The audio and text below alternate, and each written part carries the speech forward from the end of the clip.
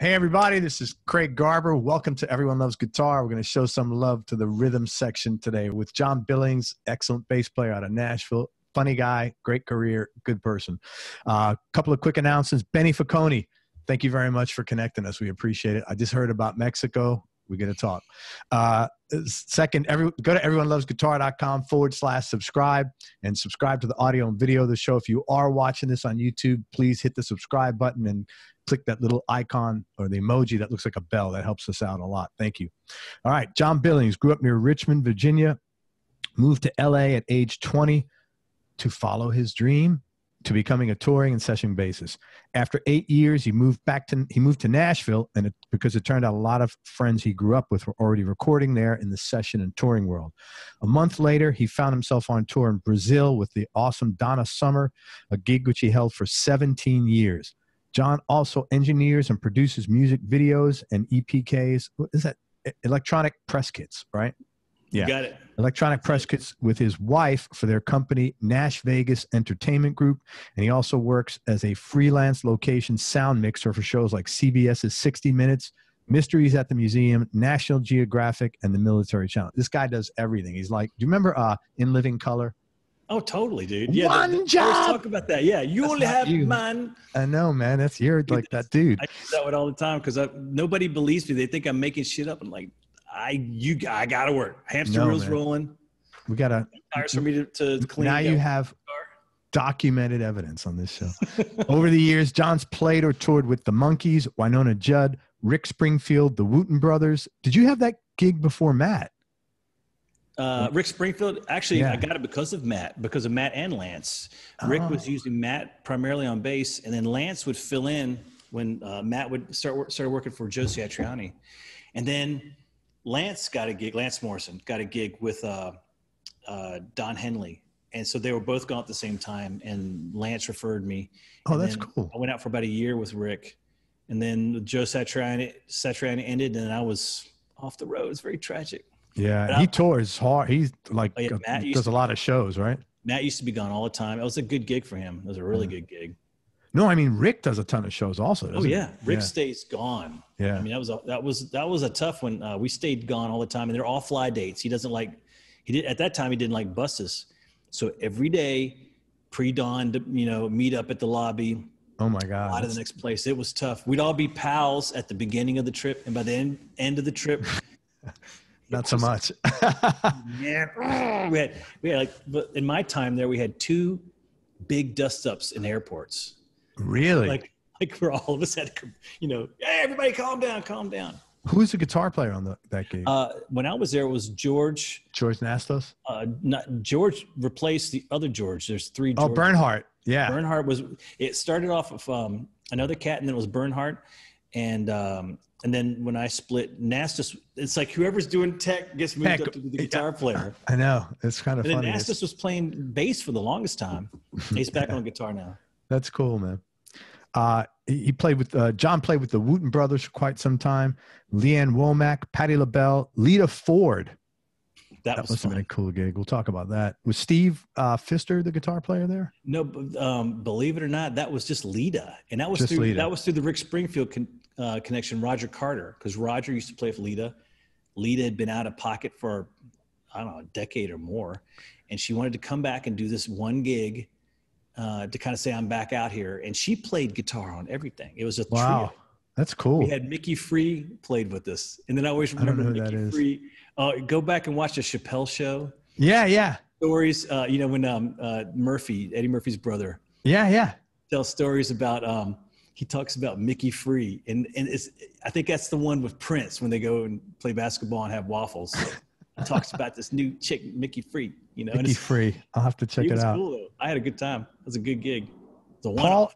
Paul Anka, who you could be his son. You actually look a little bit like him. A lot of those are. I don't want to disparage my own career, but those were one-offs. That was Paul opened for Donna Summer, and he was just traveling with his MD.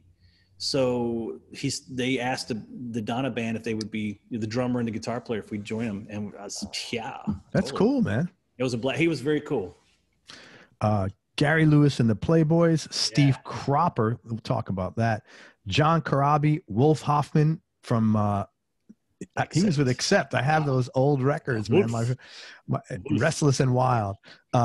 Nancy Wilson, who's supposed to be coming on here. I don't know what happened. No, wrong Nancy Wilson. Everybody always goes, "You played it hard, bro." Oh, this is Nancy Wilson, the jazz singer. The singer. Yeah, okay. I worked with her with Johnny Hammond Smith, who was an amazing B3 pianist as well. And he was friends with Nancy. He was from the old guard jazz guys. And we did a gig at a small college, backed up Nancy. It was mind-blowing. That's really cool. Vinnie Moore, Michelangelo. Is that Michelangelo Badio? Does he drop the last? Yeah. Okay. He dropped it. Well, yeah. That's like next. Is he just going to be Michael like 5 more years? Yeah, exactly. Shemekia Copeland. What a voice she's got. Proper. That's one of the. That was. Oh, cool. Music. Atomic Punks is Brian Young. No, Atomic Punks is the Van Halen cover band in Los Angeles. Yeah, who's the singer was Ralph Sands from Steel Panther, and Bart, the guitar player, ended up playing for Roth. Roth took him out on the road. That same thing happened with I had Brian Young on my show, who I think he's in Austin, and he went out on the road at Roth for a little while. That's so funny from the Atomic Punks. To say you did it. That's pretty cool. Eddy Raven and others. He was touring. John was touring with Micky Dolenz from the Monkees before COVID. John and his wife, Amy, also own a very cool wine bar, which he's sitting in, called Wine Down Nashville. And they have 4 daughters and a granddaughter. I have a granddaughter. How old's your granddaughter? My granddaughter's 18 months now. Yeah. Did it make you feel old? Did it make you feel old? Man, I feel younger when she's around. I feel like I'm more active because I want to play with her and get on the floor and run around, chase her and tickle her. And it makes me feel old all the time until she's around. When she calls you like when calls me Papa. My dad was Papa to all. He was dad to me, but he was Papa to all the grandkids. And he passed away like literally 2 weeks before she was born. Oh, sorry. I inherited Papa. Okay. So she calls me Grandpa, and I'm still like.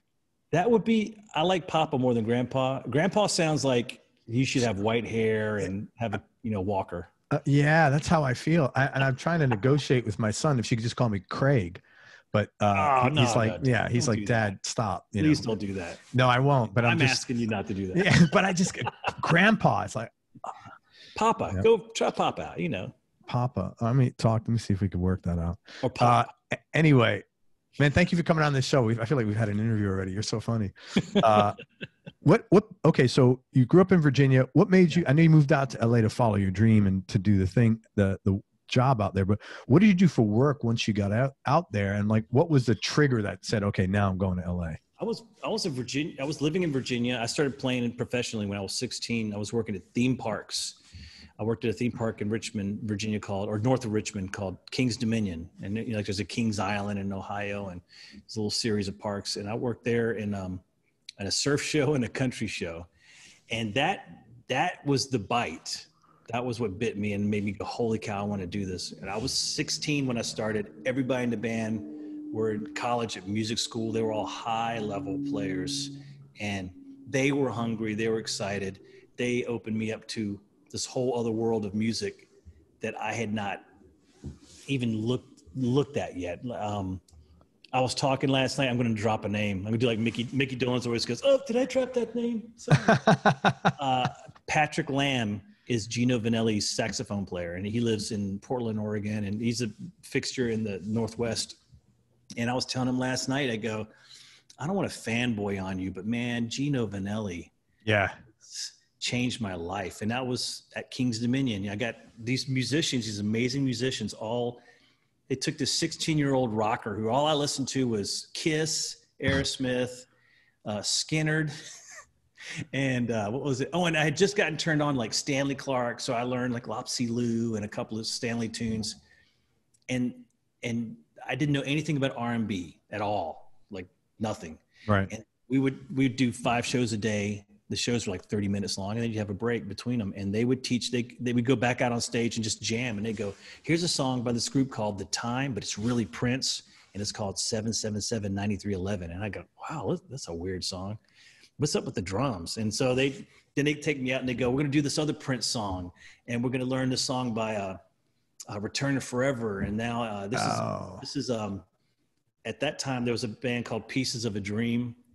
They were a young college group. Why do I know that? They were like these college muso kids, got a record deal and went out and toured. It was amazing. And we'd start playing these songs, and it just opened my mind up to R&B. It opened my mind up more to jazz, and I just listened to some other stuff, realizing that I'm just on the tip of the iceberg with what I've been listening to. And that was the bite. I did that for 3 years, and I started playing clubs, 18, 19. I started music school, Virginia Commonwealth University, and immediately realized I was in the wrong place. Why? What were they teaching you there? School. Classical? It was a jazz school. But, a jazz school means you're playing upright bass. You're playing swing. And I was like, well, wait a minute. I want to play like Will Lee does and Spyro Gyra. And where's Stanley Clark in all this? Yeah. And after the second semester, I quit. I stayed in school because we had paid for it. And this is a big part of like who I am. My wife always go, I'm being a John again. I basically pillaged all the materials at school, went to the library. Back then, you bought music, you bought a record, you bought a cassette. So I would go to the library, I'd buy a stack of blank cassettes, and I'd sit there all day and take records and record them on a cassette, Gotcha. And then I just did. Yeah. One of the guys that I went to school with is this cat named James Genus, and James is an unbelievable bass player. He's the cat on Saturday Night Live. You've seen him there for the last maybe 15 years, and played with the Brecker Brothers, and most recently he's been working with Herbie Hancock. And James was opening my eyes up to all this different stuff. There's another guy, Ronnie Jenkins. Ronnie played for another New York dude, played for Cyndi Lauper forever, and they would open my mind up to like Larry Graham. I think I still have James's LP of Larry Graham. My radio sure sounds good to me. Cool, man. I was bit, dude, and I wanted to do it forever and ever at that point. And I got out of school and I started playing clubs. That's what you did in Richmond. And then I got an opportunity to start playing in Virginia Beach and a little bit higher end band. That's where I met Roy Wooten. I had met Victor and Reggie Wooten previously. And then I ended up in this band with Roy, who's Future Man. And we were in this top 40 band in Virginia Beach. And I did that for a while, and an opportunity came along. At that time, top 40 bands would travel on a route. Like you'd start in New York. Yeah. You'd play all the way down to Florida. You do like 1 week stints at a place, and you move on to the next town. And then you play like in hotels and stuff like that. Yeah, right? You play hotel clubs, and they would give you rooms. And you're on the road. It's not like on the road like we know it, but you get in the van, you go to the next town, you stay there for a week, play your gig, and you just keep working your way down the seaboard, and then you go right back up to New York, and you do it all over again. And I had never left home, really. I had gone to California for trips in the summertime to see I had a cousin there. And I mean, California was on my mind. I went 2 summers in a row and like, oh my God, I got to move here. The women, the players. I got to meet Jeff Berlin and this cat I'd never heard of called Jimmy Johnson, who just blew my mind. And I'm like, this is how everybody plays like Jeff Berlin in California. This is incredible. I got to move here. So I got a chance to play at this Eastern Seaboard gig. So I quit my gig. And literally as we were walking out my parents' house, my parents were taking me to the airport, the phone rang. And those guys went, hey, we canceled your ticket because we're going to be back through Virginia. We'll just pick you up then. And I'm like, I quit my gig. I have no place to live. I'm not moving back in with my parents. I said, you know what, forget it. I don't want to do it. And I called. I got a few hours of freaking out. And then I just got inspired to call my buddy Brad Henderson. And he was living in a 1-room studio apartment in Hollywood going to MIT. And I just said, hey, do you need a roommate? And he barely knew me. He knew me through these jams that we would have. He would host these jams back in Virginia with Keith Horn and the Wooten Brothers and Dane Bryant. We'd all go and converge at this guy's house and have a jam. And I called him out of the blue, and he just said, yeah, I could use a roommate. And that was cool. That was it. Reggie, my mom didn't want me to drive across the country at 20 years old by myself. So Reggie Wooten was really sweet, rode with me out there and flew himself back. Like I didn't have any money. Wow. I'll take care of it. He rode with me all the way to Hollywood. hung out for a couple of days with me and Brad, and then flew back to That Virginia. is so nice, man. He's a good cat, man. Wow. He's amazing. That was so a really nice. incredible thing that he did. And that was it. That was very being kind. in California. That's how I got. And of course, you know, it was day gig from that day forward. It was day gig. What'd you do for work once you got there? Because first year I was there, I found a place a block away. It was a photo studio, a photo shop. It was back then, sorry. They called them C42 labs, and that's where you took your film to get it developed, yeah. Like an hour lab. Yeah. And this lab that I worked at did a lot of developing for a lot of the other labs. So my first job was literally to go out around lunchtime and pick up and drop off picture packages for these other shops. And I got to know Hollywood like the back of my hand. It's no GPS, of course. Right. This is 1987. And I got to know Hollywood really well and meet all these really eclectic people. Like I had never been around different denominations of religious groups. Where I grew up in Virginia, there was a tiny Asian community. I mean, tiny, like there's one family, tiny. Right. I had never been around. I didn't know what Jewish people were.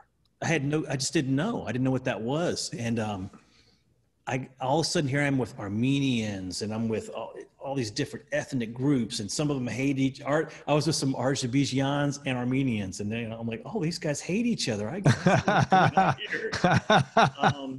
Meeting just different people from different countries, and I was just this naive, wide open, glass empty guy, and I was soaking it all up. And I learned a little bit about photography, and the irony is I hated working that job. Hated it with every ounce of my being, and now I'm like knee deep in the photography world. Yeah, you make movies now, don't you?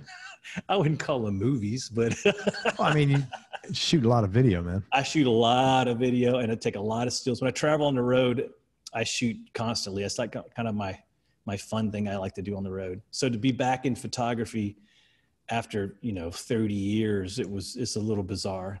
That's cool, man. But I went from there. I did that for a year, and I met all these crazy people and interesting folks that lived in and around Hollywood, like Pierce Brosnan, and who were some other crazy. How'd you meet Pierce Brosnan? He was a client. He would come in. That dude was so cool.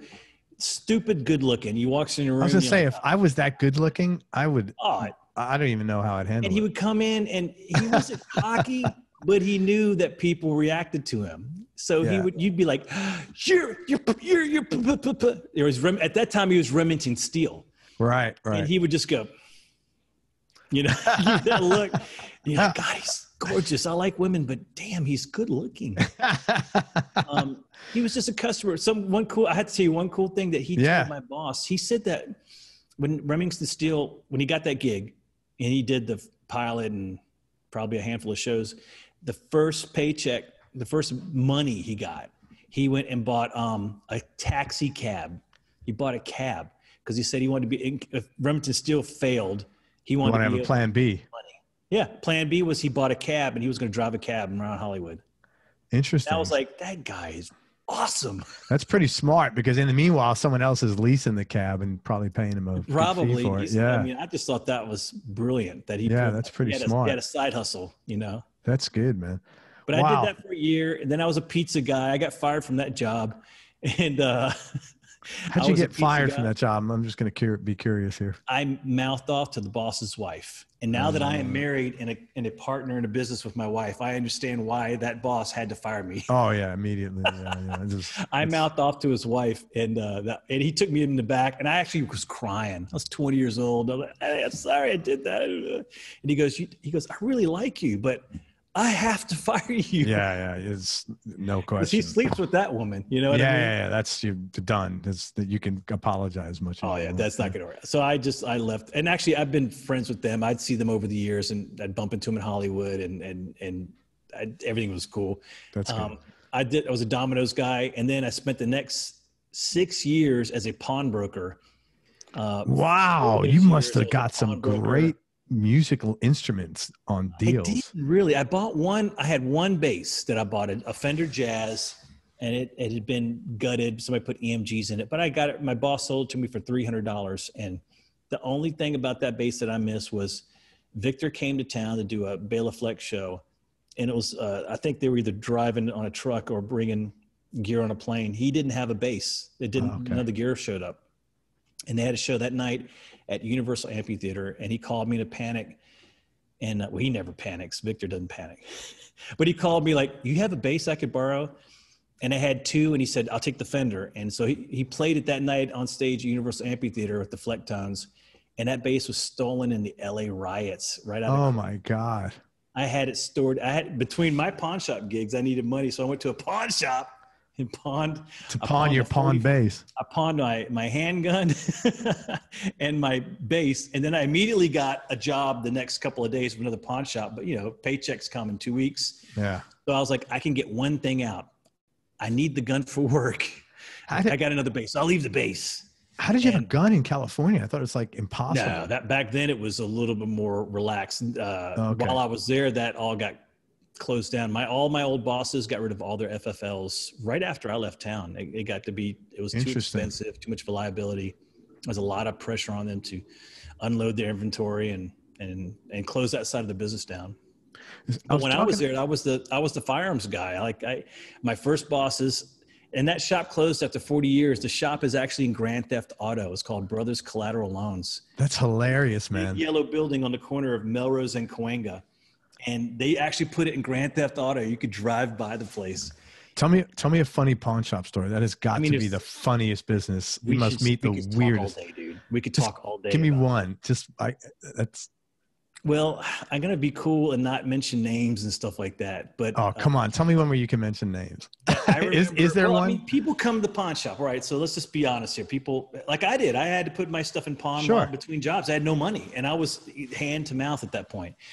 And I think before this very famous band for wearing socks on their genitalia got going, the singer was a client. That's and I remember wild. One day, this is before I started there, and they'd tell me stories like, oh yeah, this guy and this guy and that guy. And one day that dude walked in the front door, and he was just there shopping and looking around. And I remember one of the guys went on the computer and goes, there he is. There's his name. He used to be here. It was Anthony Kiedis. I don't know who that guy is. I don't know who you're talking about. So go ahead. Talking about. But I mean, I had him. I had a guy who I was just telling the story to somebody the other day who was responsible for the creation of palimony.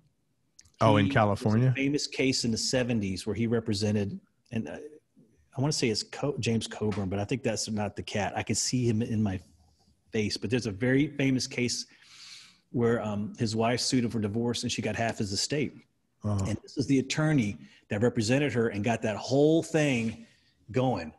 And I remember years, this is obviously it's decades, 25, 30 years later, there was a story on about, it was a Me Too story.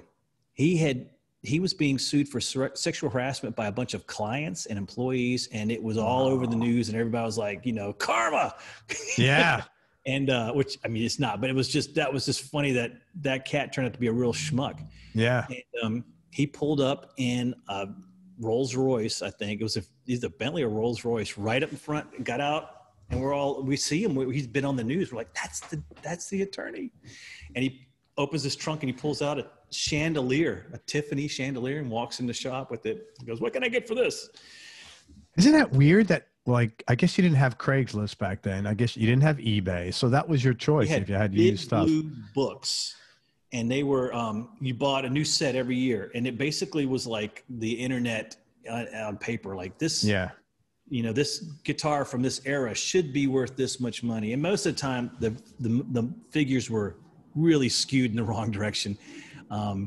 They'd say like, well, this TV is worth $500. And you're like, hey, it's not worth $50 because it's on paper. It's been printed a year before, and that's how you did it. So you could get deals. You could go into a pawn shop. Then you hear the stories about people going in and going, I bought a Fender. I bought a jazz bass for $90. It was a Korean jazz. Wow. And I loved that bass. It was awesome.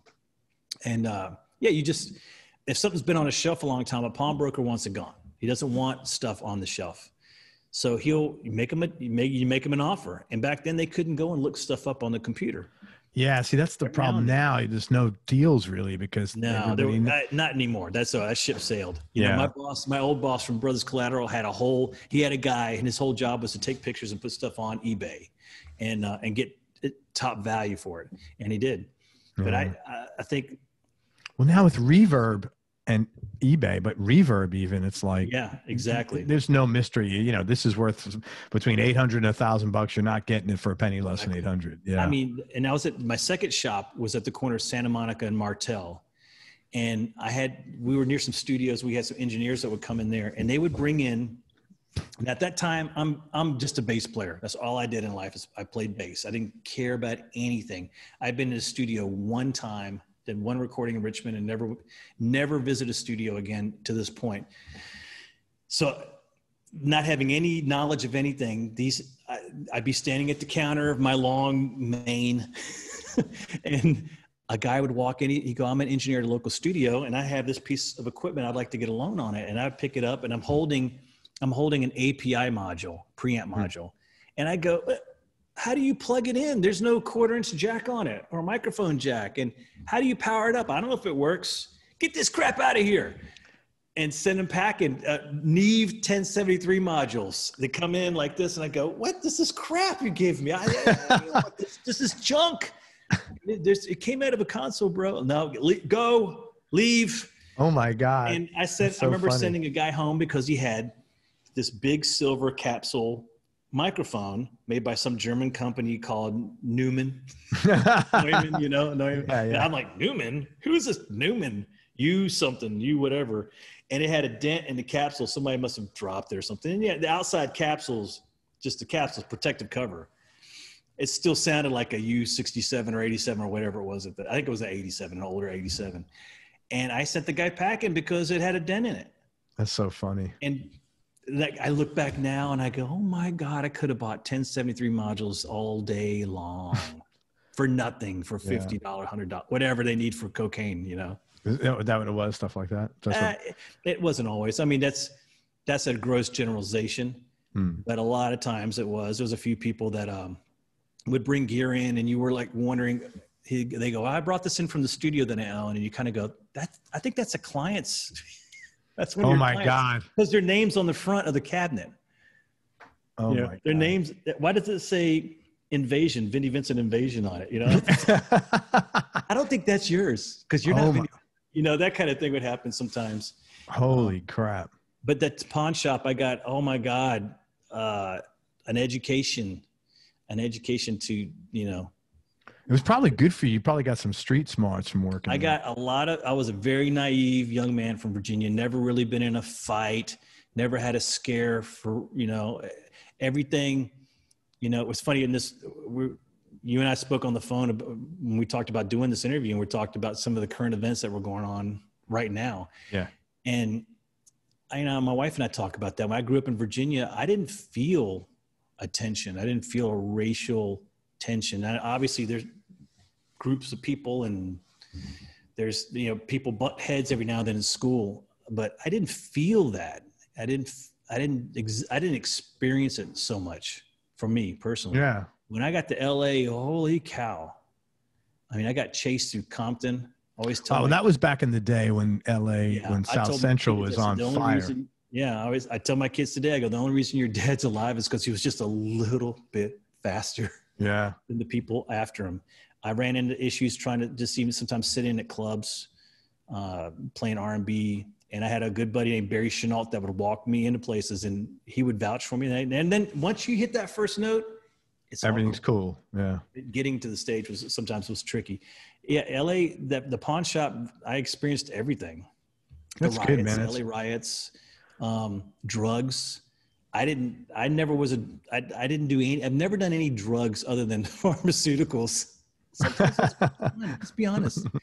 And I didn't really start drinking until about 15 years ago. Not drinking, you know, not owning a wine bar, drinking. I'm gonna say, I'd force down a glass of wine because the boss bought me wine or something. Right. But I hadn't experienced that. I'd seen people get high and stoned, but I had not experienced cocaine, meth, I had not been around people back then. AIDS was a death sentence. I had not been around people dying of AIDS, not of HIV, of AIDS. They're in their final weeks of life. And I experienced all that at the pawn shop. I experienced people wanting to hurt us, hurt the people in the shop. Experienced. That's why you guys had guns behind the counters. We had one of the shops I worked in had guns hidden in plain sight. We'd have one under the counter, of course. So when you're talking to somebody, you're sitting like this, you had a gun right there in your hands. If you didn't trust them, if you had a bad feeling. But we always had a magazine that always sat on the desk, the same Popular Mechanics magazine for 3 years, right? Well, under that was a Browning High Power, over here, we'd have a handgun under that radio, stuff stashed, but they had a shotgun in the back. And a few times if it got weird in there, we'd rack it. One of the employees would go back and, man, that's all you need to do. Shit goes up, dissipates pretty quick, man. Universal language. That's what they say. You should have like, for home safety, to put like one of those, to have that, because of the, the noise factor. Motivational sound. Yeah. It'll let you know that things are about to get real. I would say, man, that's pretty cool. What was the biggest culture shock? Man,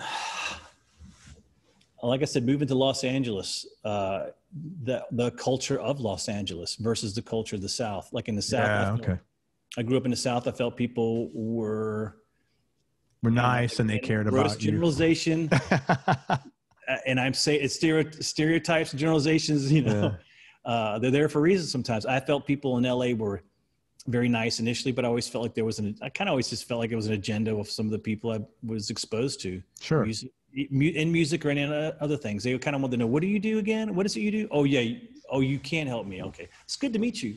I'm over here now. And wow. Yeah. I've heard this so many. Yeah. Not everyone obviously is like that, but I countered that on a grand scale out there, and that kind of bothered me. That kind of ate at my soul a little bit. That would bother the crap out of me. I hate that. And anonymity out there. I felt anonymous, and like I said, I never had been one to do any drugs or anything, and I wasn't drinking. But anonymity ate at my soul. I felt like I was one of 7 million people at that time, or it wasn't 7. It was like, I forgot how many it was, but let's just say it's 4 on the low side. Yeah, that's a lot of people. And a lot of bass players and a lot of guitar players and a lot of bands and a lot of everything. And you could go I lived in Highland Park. You could go from Highland Park to Eagle Rock to downtown to West Side. And it's like you're a new guy, a new person, and new friends I never felt like I landed anywhere. I just felt like I was in transit the whole time I was there. And I had 12 homes, or 12 places. I didn't have a house, but I had 12 places to lay my head in the 8 years that I was there. That's a lot of moving, man. Oh yeah. And when times got really rough, I'd stay with my cousin. She lived in Orange County, and I go and camp out at her place and regroup, get back up to Hollywood. What did you ever get involved in, like, musically? How did you get involved in the scene there? Ironically, I went out there because I wanted to be an R&B guy. I wanted to play for Al Jarreau, and I thought the Yellow Jackets, I thought Jimmy Hayslip needed to take some time off, and I needed to do the gig. Yeah, man. I thought Verdine should retire, and I should be in Earth, Wind and Fire. Surely they need a guy like me. So as soon as these guys got you hip to R&B, it really got inside of you. It's still there. It never went away, dude. It's great music. 70s, 80s R&B is just James phenomenal. Jamerson, and I was listening to an ISO track of James Jamerson playing "Ain't Nothing Like the Real Thing," and there's ISO tracks of everybody. And holy cow, because I had to learn it for a group. I'm screwing it all up, so I'm trying to learn it, and I found an ISO track. Yeah, that stuff is a reason it stuck with me for so long. Yeah. But I went out wanting to do that, and I embraced jazz. I never felt like I was a really good jazz player, but I embraced it and I enjoyed it and I played at it. Right. And that was what I tried to do for a year that I was there. And people were doing showcases. You'd run into somebody that's doing a 3-song showcase for Sony or Warner or whoever, and they always needed players. And I'd bounce in and out of stuff like that, but I could never get into the jazz or the R&B scene or the fusion scene. It was a nut I couldn't crack. And it wasn't for lack of trying. It just didn't happen for me. And then a year into being there. Maybe it was a year. I went to this thing called the LA Guitar Show. It's kind of like a mini jam show. It was out by the airport, and guitars only. And there I am. I've got hair to my shoulder. And I would encourage everybody to search for John Billings under images. He's like the hair metal dude, man. I couldn't believe that. It was really. That was just the beginning. That's when I stopped cutting it. But I was playing. Pretty impressive. I don't even remember who it was. I went to some booth and, slapping like Victor Wooten and Keith Horn and James Genius, like this high end of slap thumb stuff, was not really happening on the West Coast.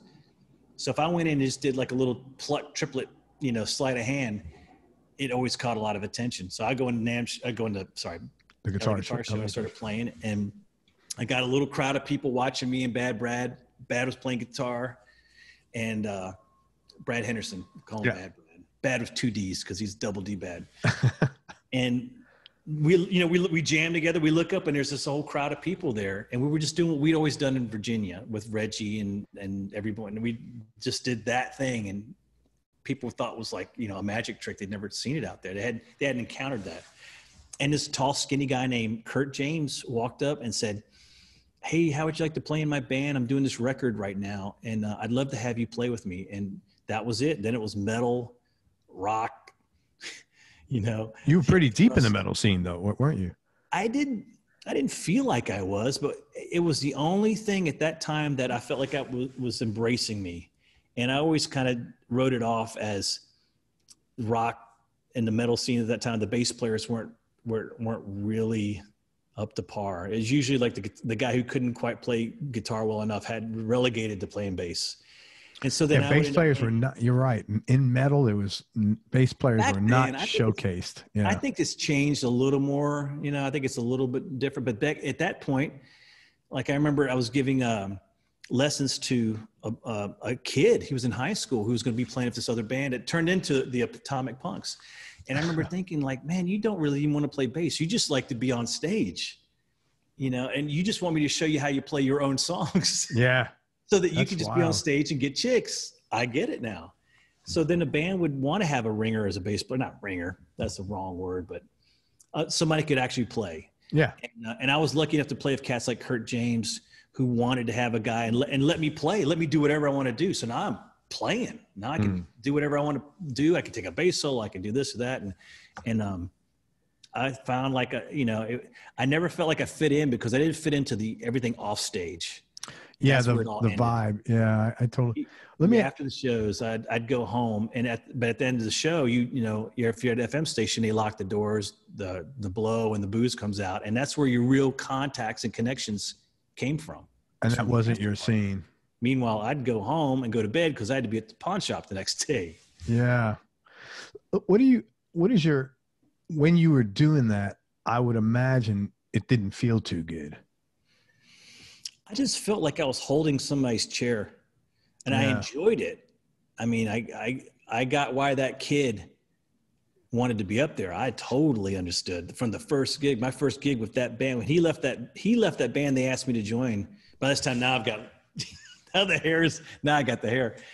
That first night, holy cow, it was at the Roxy. Oh, wow. Boulevard, and yeah, amazing night. Yeah, I'm sure. And I don't mean musical. I'm sure. And then I realized, I was like, you know what? This isn't that bad. I should hang out here for a minute. And I met some good people and I enjoyed it. And I remember at that time, and he doesn't know who I am at all, but John Aldretti, he's Juan Aldretti. John was in Racer X, and they were in a rehearsal studio down from me with Kurt James. And then eventually when I was with this band called Lancia that became Atomic Punks, it was like me and John Aldretti were like the two, shredder bass guys. And John is such a badass. Oh my God, the stuff he would do was crazy back then. Just crazy. Cool. And the whole time he's playing this insane stuff, he's running around on stage like a maniac. But it was an interesting time. I did that for a number of years until we lost our singer, lost our deal, lost everything. The fall of metal occurs. Yeah. Nirvana happens on the scene, and Stone Temple Pilots and Pearl Jam, and it was over. It was over in like a month. Like the start of April. By the end of April, it was no hiring, no signing. you go to the record store and posters of Rat and Cinderella and are gone. And now it's these guys, these grungy guys from the Northwest. Seattle. And then I really felt like, what the fuck am I going to do now? Because the only scene that seemed to like let me hang out is over. And I spent like 6 of these 8 years really not pursuing R&B and jazz I just kind of left that all go. And that was a lost time for me. I didn't know what I was doing there. I was working in the pawn shop 6 days a week, and I quit playing bass. The last 6 months I was there, I quit playing bass altogether, just put it in the closet. And I said, if I don't even remember why I'm here anymore, I don't need to be doing this, and I need a way out. And playing music was actually not bringing joy. It was bringing misery. Does that make sense?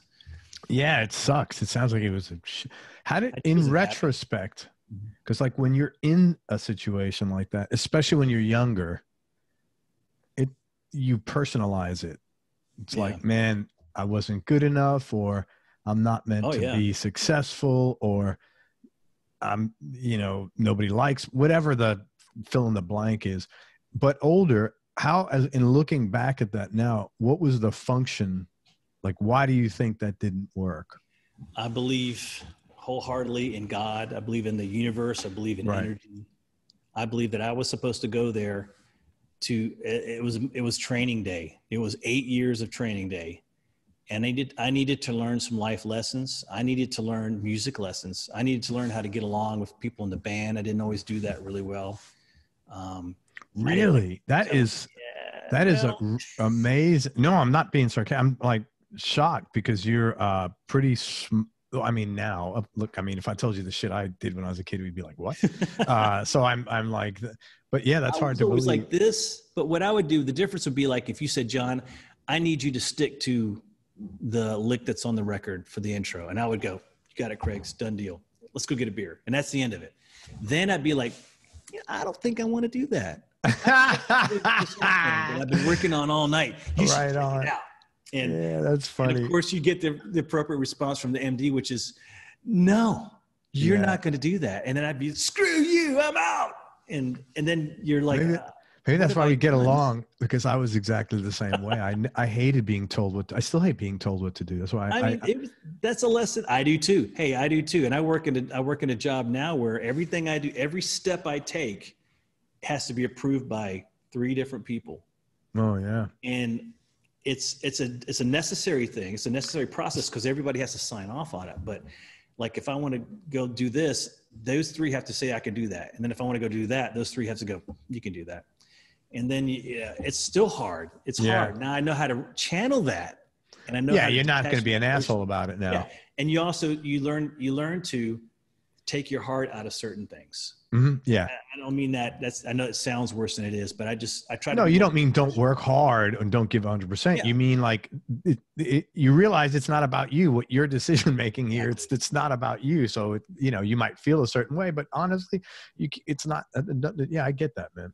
We're hard, as are you as musician? Oh, go ahead, sir. Sorry, this is a weird. No. What month are you born in? I'm a Virgo. Oh, okay. I just had my birthday, bro. Yeah, days ago. Right. 35. I'm 54 35. years old. I'm 2 years older than you. Bro. I'll be 57 next in a month and a half. Please. You haven't got much time, Craig. Well, I have less than I did last year. Bro. Go out and live. That's wild. Yeah, but I totally get that mindset. We're here for a purpose, and sometimes you're just a bricklayer. Sometimes you're just hanging drywall, and that's okay. Hanging that drywall is going to pay your bills for a month or 2 months. Hanging that drywall is going to allow you to go off and do what you want to do. Now I got that's covered. Now I can go have some fun. I'm going to play this. And hanging that drywall can lead to you building a house. And now you're building a whole house. And it's worth, that took a long time to learn that lesson. Okay. So that was my next question was was that your attitude of, hey man, this is karma. God doesn't want me to be here or whatever. The universe. I felt like God wanted me to leave and I wouldn't go. And I felt like I had to, and I'm still that way. I think sometimes now I'm more retrospective about it. I go, am I doing that thing I did in LA? Am I sticking around when I should be rolling? Let me think about this. Yeah. Whereas before I would go, and one thing that I do believe about LA, and is not a generalization, LA, the experience is a carrot that hangs in front of you at all times. And you're that horse, you're almost at that carrot, and you just keep going. And you might get a nibble of the carrot now and then. I shouldn't do that. That's probably a bad thing to do. You get a nibble of the carrot now and then. And it's enough to make you want to keep chasing it. Yeah. And that's where I ran into. I should have left earlier on and just come to Nashville. I knew that's what I needed to do, and I just refused to do it. Well, it's hard to give up. I had to become broken kind of to do that. Yeah. Well, unfortunately, I had to get to that place. Yeah. It's unfortunate. Don't get me wrong. I love LA. I go now when I go for work, but it's different. I'll have a per diem. I use it to rent a car. I go where I want to go. I don't have to be at a job site on the other side of town. It takes me an hour to get there, and I don't have to deal with crackheads anymore and prostitutes. Good thing. And I go have fun. It's cool. Well, you also don't have to deal with like agendas, like someone saying, "Oh, what do you do? Can I use you for, how can you help me? How can you be my stepping stone?" That's not something that's in your radar. When I go for work, I'm there for less than a week usually, and I have a blast. I go hiking, which is something I never did while I was there. I don't understand why I didn't do that. LA, Los Angeles has some of the best hiking, beautiful views on a clear day where you can see the ocean, and so many things that I do now and I never left LA. That was the other thing. When I lived there, I never went anywhere. I went to not Lake Havasu. I went to the big lake that's in Northern California. Everybody that's on I can't remember the name of it. It's on the Nevada California border. Is on the lake, and there's casinos there. Oh yeah, I know what you're talking about. Holy cow. I hope you'll edit my parents' stroke. I hope you'll edit that out. No, I just I don't know what it is. I know what you're talking about. Not Lake Havasu. I can't think of it. I know what you're talking about though. You're gonna have to insert at the bottom, fact check. No, somebody. That's the only time I ever went there was because I had a gig. there, and we drove up in a car and stayed there, and I was Tahoe. Like, holy cow, it's so cool up here. And then you turn around back to work. Oh, say it again. Tahoe, Lake Tahoe. Thank you. Yeah. I had a gig at Lake Tahoe, and not even the cool part of Lake Tahoe, like the north side, the North Shore, where it was just like I played in a bar, a little tiny bar. And I never really got out. I would go to Vegas to see friends play. And that's the other part of the story that troubled me. And that's when I realized I was really screwing up in a big way. The last year and a half I was there, maybe 2 years, all my friends from Virginia all gravitated to Nashville. They all landed in Nashville, every one of them. A few of them went to New York, like Ronnie Jenkins and James Genus. They went to New York, and they were making their bones in New York, doing really, really well. And I was here in Hollywood, just scraping by, and all my buddies were scraping by, and we're paying to play, and you got paid, you got $50. I'd have to go drive to Victorville or Bakersfield to make money playing in a blues band, and I'm making $100, maybe $75.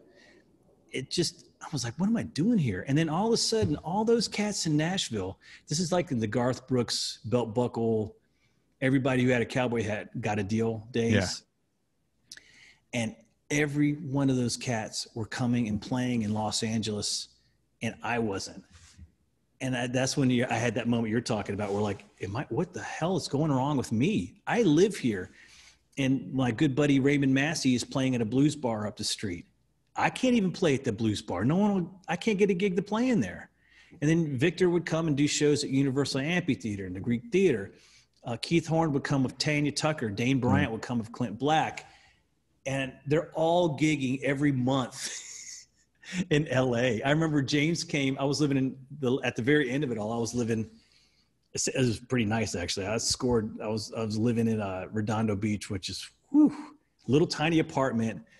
And I loved living there though. But up the street was a little jazz joint, like 2 blocks away. And I remember James Genus came with Dennis Chambers and Mike Stern with Michael Brecker Band. and they were playing, and I just walked up from my apartment to hang out with them. But then I'm leaving there going, I can't even play 2 blocks away. I can't get a gig. And they all fly here and a gig in here. Something's wrong. I'm either not supposed to be doing this at all, or I'm in the wrong place. And I think that's when I came and visited Reggie Wooten twice. I paid 2 visits to him just for trips. And the first trip I took, his brother Joseph Wooten picked me up at the airport. Joseph grabbed me at B&A right up the street here. And we were in the car. I had brought my bass. He goes, Johnny B, you want a gig while you're here? Yeah, I'm broke. Oh, that's a good message, man. I had like probably $50 in my pocket. Yeah, we're gonna. I got some charts for you. We're gonna play a gig, and I end up playing at, and I have a photo of I should send to you of this photo of that night that I played at the. It's a little place in Nashville that everybody always goes to called the Bluebird. Oh yeah, sure. Place, and I was playing a gig for a female singer who worked for. Oh my God, I'm going to do it again with names. Chet Atkins. Okay. So here I am playing with J.D. Blair, who worked with Victor for a number of years, touring and played for Shania Twain. He's on the drums. Joe Wooten is on keyboards. And there's me, this rocker from LA, in my rock and roll shirt, my hair, with your long hair, much hairspray, and at the Blue Note, and there in the front row, right in front of me, is this cat Chet Atkins. And the only reason I really knew Chet is because my grandfather was way into country music. And we had Chet Atkins records. And I was like, this is really weird. I'm here in Nashville playing a gig. And then the next time, I'm sorry. But that must have given you a good impetus as far as like, wait a minute, I can't get a gig 8 years in LA. I'm here. I just got off the plane and I'm gigging that night. Let me ask you, while this was all going on, like what were your parents advising you to do? Man, it's funny. You know, I had a tough time with my father when I graduated high school, which I barely snuck out of high school. Cause at that point I didn't want to be in school. I wanted to be out playing music. Sure. So I was having a tough time scholastically. And then I go to music school, and halfway through my first year, I go, I ain't doing this. This is not why I came here. And he and I were having a really tough time at that point. My mom was supportive, but he'd always been super supportive of music, but I don't think he thought I'd ever do that full time. And I don't think he thought I would not have a backup, which I didn't. I went without a net all the way. But you know what? People, I was talking with, God, who was it?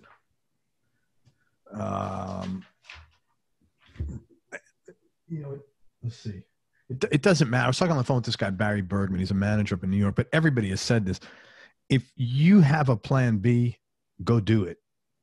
Because if you want to be a musician, you can't have a plan B. This is it.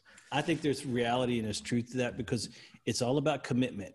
And if you have an escape plan, the moment things get tough, if you have a parachute, you're pulling that cord. And everything going to get tough no matter what career you're in. Acting and musicians, that's the worst possible career path you could take. It brings you the biggest joy that you'll ever experience, and it'll eviscerate you at the same time.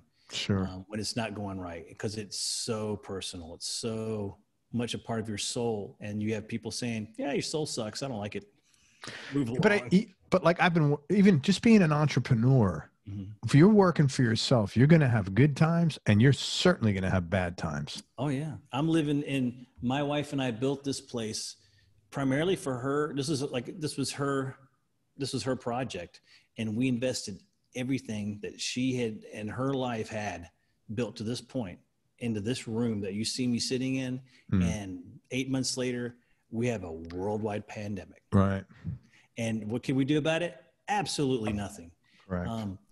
But what I'm doing with her is what I did when I lived in LA. I go, we don't quit. We don't sell. We make our rent. We do whatever we got to do to make this hang in there until this other stuff passes. Yeah. And it will pass, but we got to make it, and we can't freak out. And if nothing else, LA burned that into my skull, like we're so close. I ain't quitting now.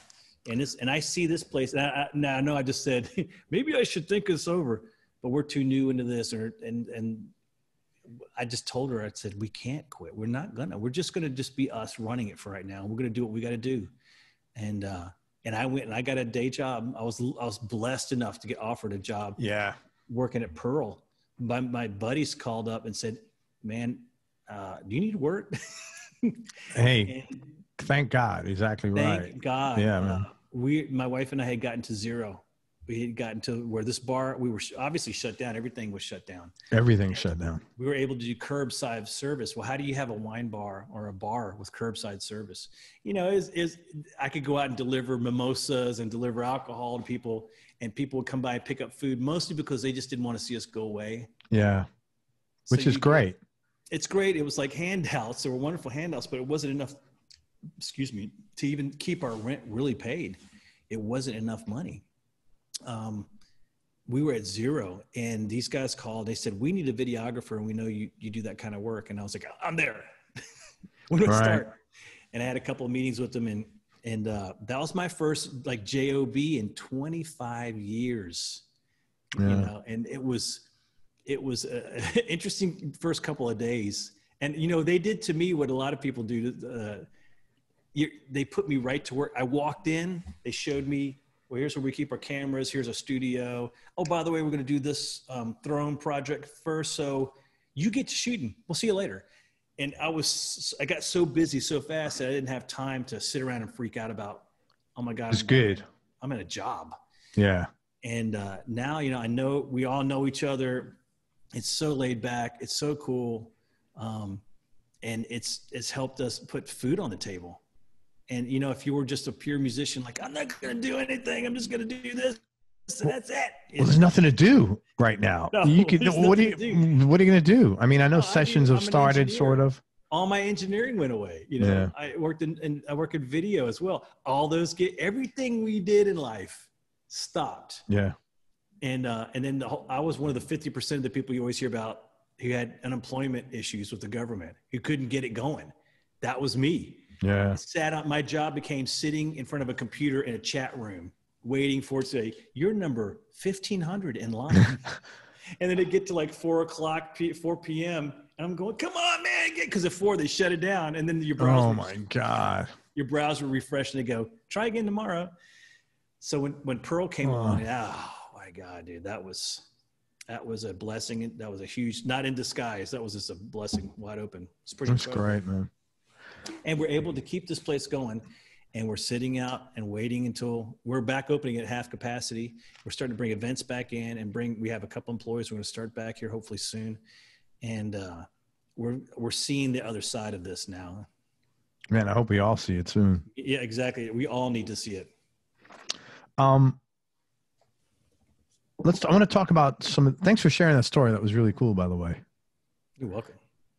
I want to talk about some of the artists you work with. So if you could share how you got the gig and maybe a cool or interesting story about working with them. Yeah. You moved to Nashville. A month later, you're in Brazil with Donna Summer. How did that work out? And then you spent 17 years with her, which is like a lifetime in the music business. Yeah. And that was just one of those things that was going to happen no matter what I did to screw it up. Got to play your R&B finally when you moved to Nashville. Kind of, you know, Donna, the disco thing wasn't R&B, and people were always like, don't you love getting up there and slapping all night long? I'm like, that's not that music. If you remember correctly, a lot of it was synth, and a lot of it synth was finger picked, and it was cool, but it wasn't R&B. It was disco, and I loved it, but it wasn't like the R&B I had experienced, you know. And I'm not bagging on it. It was just different. People was like, you must be slapping all night long like Louis Johnson. I'm like, no. There's like no slap bass in Donna Summer music at all. I slap on like dim all the lights on a couple of things, and I'd have a pluck here and there, and that'd be about it. Donna, I'm sorry, getting off on a tangent. No, go ahead. I was just going to ask you one question. Did you have to play? What was the Cornerstone's keynote song? Was it "Love to Love You, Baby"? Yeah, "Love to Love You, Baby." She didn't do for a long time because she felt embarrassed by that song. And why? That song she did when she was really young, and they had her, you know, simulating an orgasm. On a record. And she's a church girl from Boston, and her mom and daddy she knew would not be pleased. And interesting. She did it at that time, and it was a huge success, which was like a, you know, I'm talking for Donna. I can't talk for Donna. Yeah. But this is what this is my observations about being around.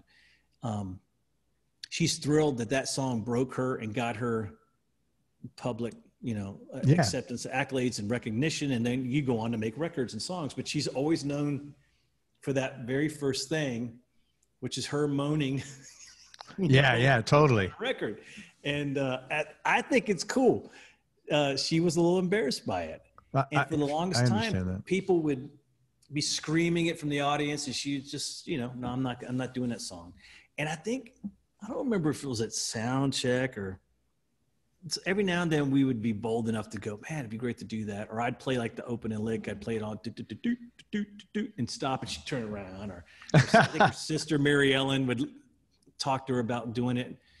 And so finally one night she had us play a piece of it in a show, like an interlude between two songs. Like we would go from this song, and then all of a sudden the bass is and the guitar, and the whole place would go. But she didn't do the whole song. She didn't, and she didn't want to sing it. So she would just be up there doing that little thing that she'd always do. And her sister and the other singers are going, "I love to love you, baby." That's funny, man. She'd just be doing this whole thing. So in her mind, like, I'm not singing it. Yeah.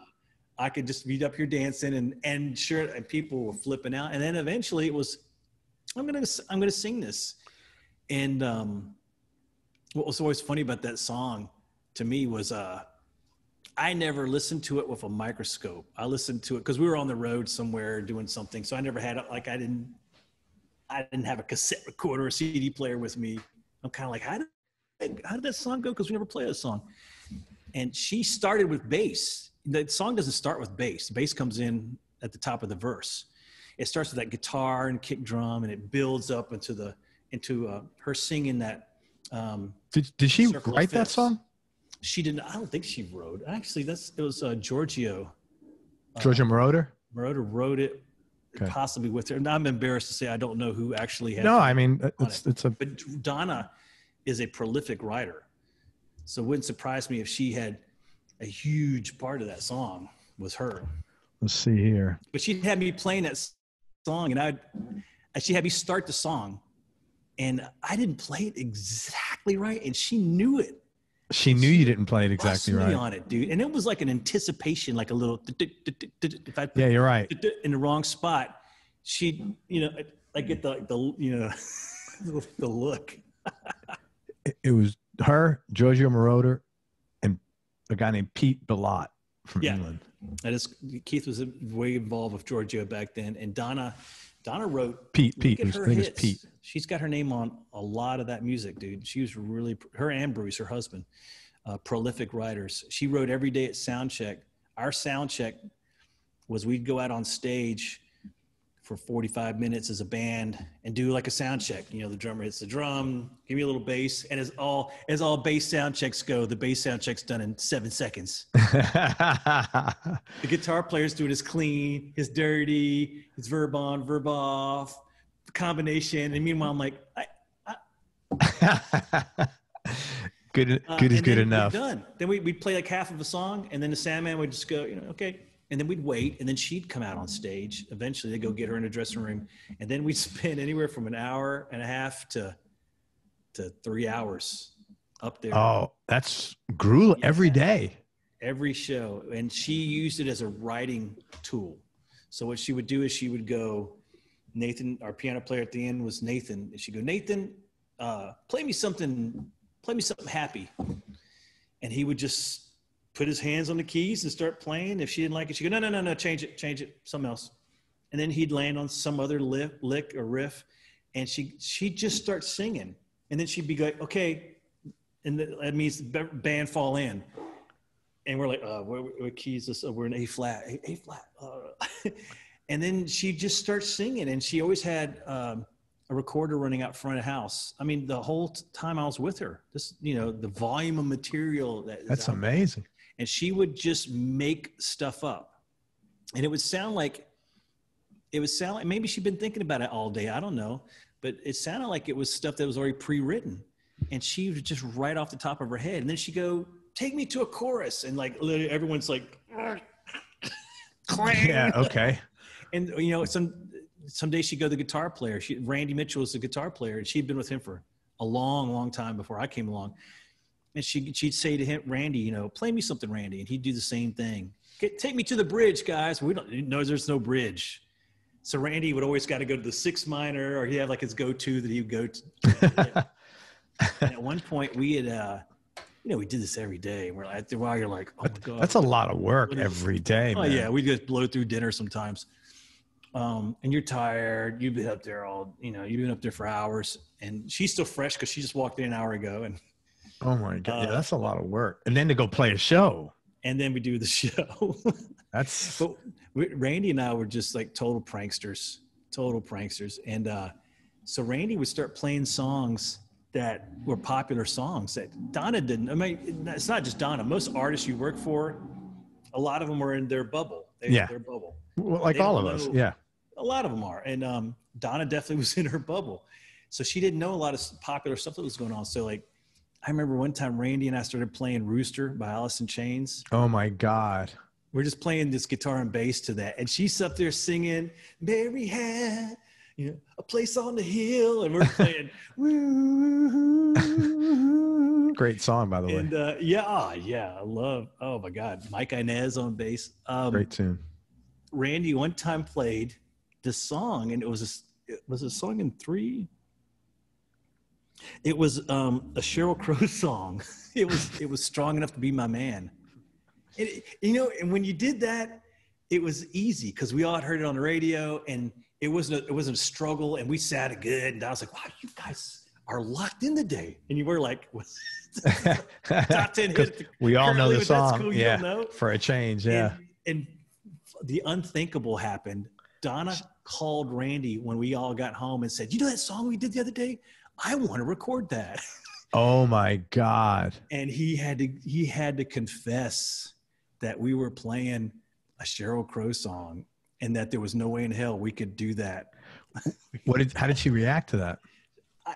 Well, he didn't get fired. And I'm sure she was not pleased because she had gotten so excited to do this song. And I don't remember the response now. I remember he was mortified. Well, then she's probably thinking, I wonder how many days in a row they've been doing this. I'm sure, because we used to do the Rooster. There's another Stone Temple Pilots song. It's the Highway song. That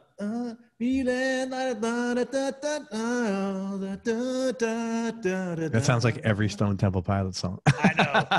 It's the one hit. They had many hits, but yeah, it's a Highway song or something like that. And we played that one a bunch.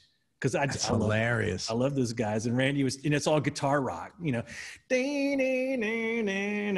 No, don't. And Donna would be like, yeah, this is great. She starts making up words. How did you get the gig with her?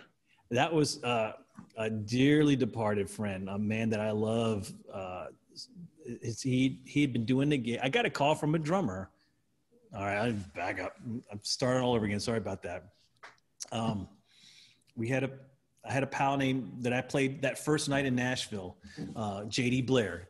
Mm-hmm. Yeah, you mentioned him. 20 Forever. Yeah. I had moved to town. I'd been here about a month. I was living with Bad Brad, and JD called me in the afternoon, and he said, Chris Kent. And Chris Kent was a bass player for Larry Carlton, Take Six, and a monster bass player. Chris Kent's birthday's tonight. And we had a rehearsal. He didn't say who was with. We have a rehearsal. And it's his birthday. And he wants to have the night off with his wife. And you read, right? Yeah, I read. Well, it's all written out. Just show up. And man, I didn't even think there was any money involved. I was just doing a favor for Chris Kent. And I could care less. I love that guy. He's so sweet. JD's asking me, I'm going to do this for these guys. Yeah. So I showed up down there. And as I walked in to SIR, which is now gone. It was downtown. SIR's gone? No, the old SIR. Oh, you mean the location? The old SIR used to be right downtown, and now it's like where the where our arena is. Yeah. Okay, I thought you meant it's gone. Like SIR was gone. I'm like, holy shit. They moved to just south of downtown, just a little bit south, like a couple miles from downtown. But they used to be right downtown. And as I'm walking in, here comes Chris. I go, hey, happy birthday. Go have fun, you crazy kids. And he comes up to me and he goes, man, thanks so much. If they offer you the job, take it. Just do it. And I went, it's not gonna offer me a job. I'm helping you out. Go out and have fun. I'll see. I got this. And I walked in, and then I see two other bass players there. John Howard, who plays with Six Wire, and I'm embarrassed that I don't remember the other guy's name. And he would kick my ass if he saw this. There's two other guys and had bass bags, and I asked somebody. I asked JD was there still, and I said, "What? There's other bass players here?" And he goes, "Man, I need to talk to you. I wasn't being really honest with you. I couldn't tell you what was going on, but this is an audition." And I was like, "What? I came down here for this?" And I was pissed. And this Norwegian cat named Jens, who was Donna's musical director. I didn't even know who it was at this time. I didn't know who the artist was. I was still like, trying to figure out what's going on. You pissed because he wasn't straight with you? Or like you would have been upset because it was on. Yeah, I was pissed because he wasn't straight with me. And I had gotten my ass off the couch and drove down to SIR to help somebody out. And I just felt like I'd been scammed. Right. But if he would have told you it was an audition up front, you probably would have gone anyway. I would have gone anyway. Yeah, but he didn't want to say anything because what was happening was at that time they were negotiating. Oh. And Chris was negotiating with Donna's management. Chris and JD they were a team. So wherever Chris went, JD went, vice versa. They were having money talks with Donna's management. I actually watched it go down. The MD went up to JD and said, I talked to him and they said no. And JD was like, no hard feelings. See you later. Yeah. And that was it. JD was speaking for him and Chris. They quit right there. The and I remember JD, the musical director goes, well, will you just stick around and audition these three bass players? And JD's like, and I'm looking at JD like, dude, what the hell? Oh my God. He goes, I'll stay. I'll do it. Yeah. So I was leaving. I wanted to go. And John Howard said, man, you're here. He's one of the other bass players. He goes, you're here right now. Just stick. What's the big deal? Go in there and play a chart. That's really cool of a competitor, quote unquote, to like encourage. That's you only find that, I think, in Nashville. In Nashville, there's enough work for everybody. I've always felt that way. And I think when that's the case, you're not as strategic about what you're going to do. You're just doing it because it's out of the goodness of your heart, because it feels good to do it. Yeah. And John and the other bass player were so cool. And he just said, let's just do it, man. You know what? Big deal. You can leave in 10 minutes. Yeah. You do your thing. So they went first. I heard them play these tunes and I'm like, oh yeah, I know this. I know this stuff. I've heard this music. Yeah. Of course I've heard this music. That's Bad Girls, or that's that MacArthur Park song. Bad Girls. That's so funny. And I went in there and it's charts. And at that time I used to be able to read really well. That's kind of out the window because everything's number system these days. But I could read, and I played too much shit. I mean, I played like, fuck you, fuck you, fuck you, fuck you. Played every lick you know? I did everything. I just was being a jerk. I was being that cat that I talked to you about not being. Right. Guy. I was like, oh, I'll stick around and play. I'll show you, And weirdly enough, the dude liked it. That is odd. Usually. It was very odd. And he walked in and he goes, guys, I hate to do this to you. This is really rude. He walked up to the three bass players and he goes, but we're in a hurry. We're behind on rehearsals and we got to start right now rehearsing. So I need to know. And he points to me, he goes, do you want the gig? And if you don't want the gig, do you want the gig? And I was like, what an asshole. That is an asshole move. I was just, now I'm really, face is probably red. And I think John Howard was the one that said, dude, take the gig. It's a gig. Do it. Do it. You got a gig. Go do it. And I went, oh. He sounds like a good guy, man. John's in Six Wire, and John plays with everybody. Six Wire is like the big, they're an entity. They're a band in Nashville, but they back everyone. that comes through town. So you've seen John 1,000 times. You just didn't really pay attention or didn't know that was him. But look him up online and you'll see his fake photo and be like, I think I've seen that guy. So he's like the house band for everybody that comes through town. The singer of the Rascals, John. Felix. That's kind of another regular artist gig that he does. But John, Six Wire plays. Wow, a lot of guys. Chuck Tilley. Prentice. Mark Prentice used to have that gig. I think he did, but these days it's oh man, it's not Chuck Tilley. But it doesn't matter. I'm so sorry, but anyway, John's been with everybody. He's been wonderful, and he's been really good to me too. He's hooked me up with some stuff over the years. He's been really phenomenal.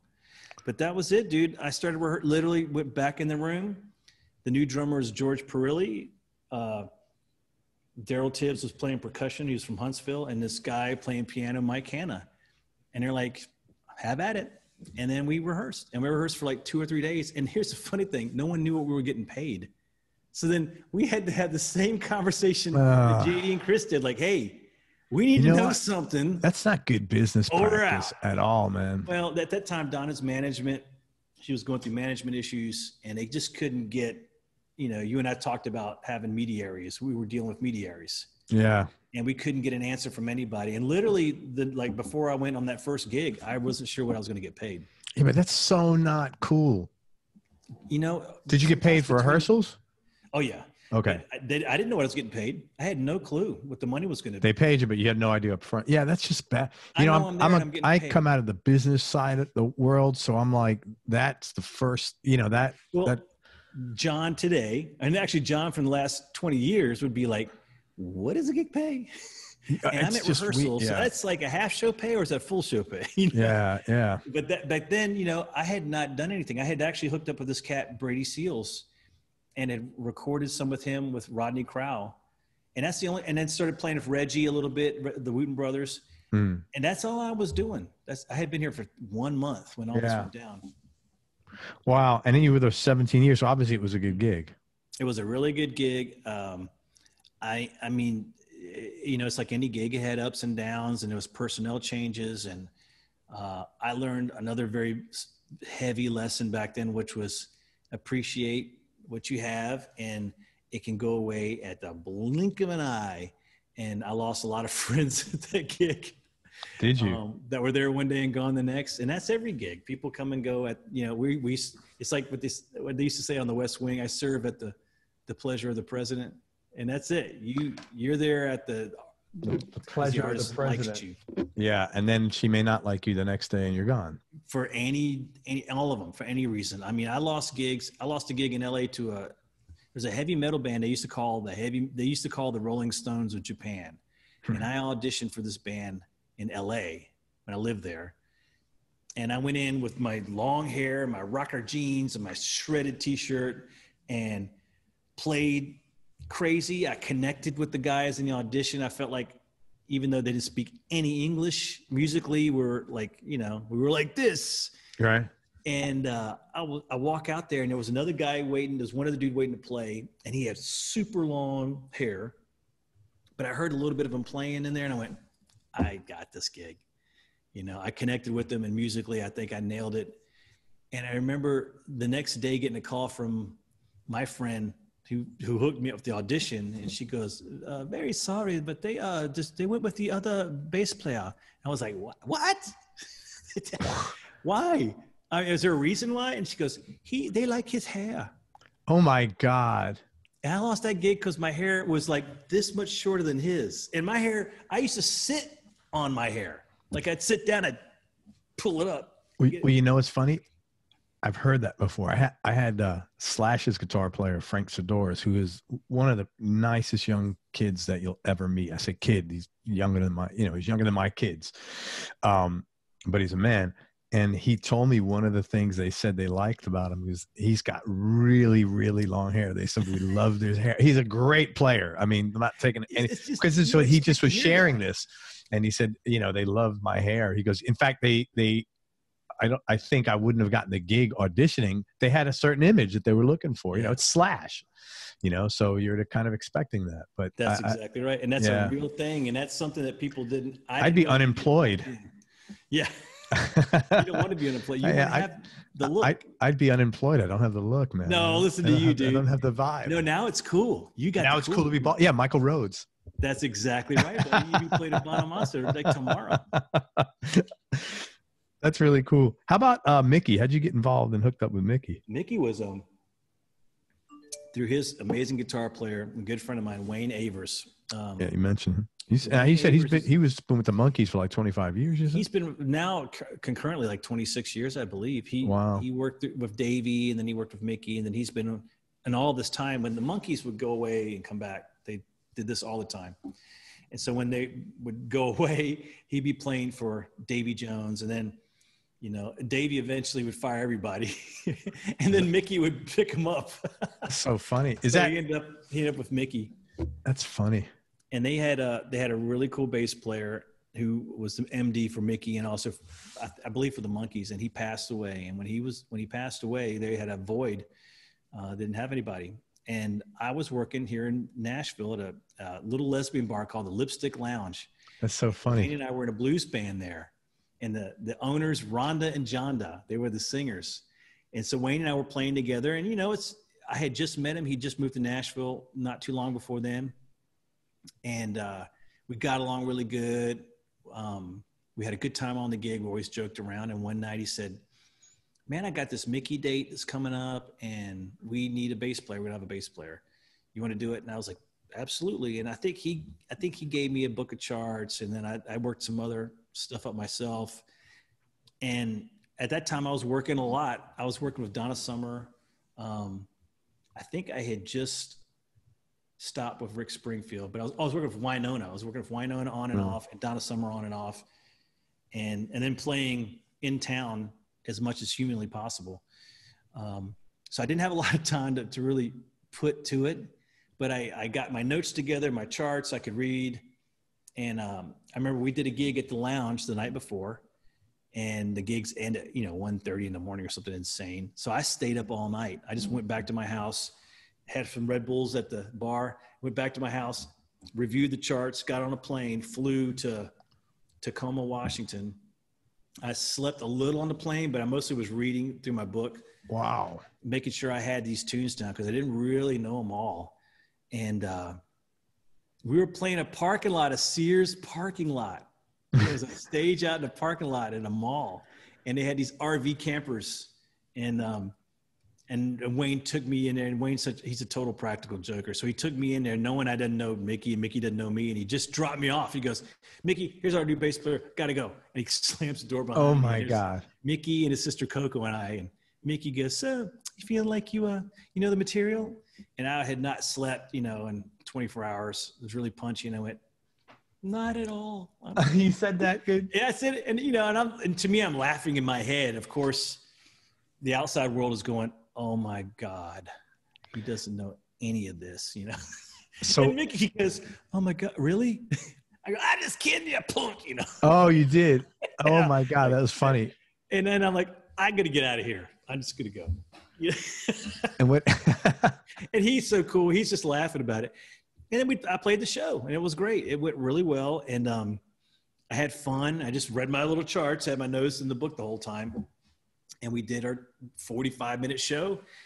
I went right to the hotel, went right to bed. Yeah, I was going to say, you must have went 12 right hours and flew home. And then I just told Wayne, it's like, man, I'd love, if the more come through, I've got a book now, I can do it. And he goes, well, there's some dates here. So yeah.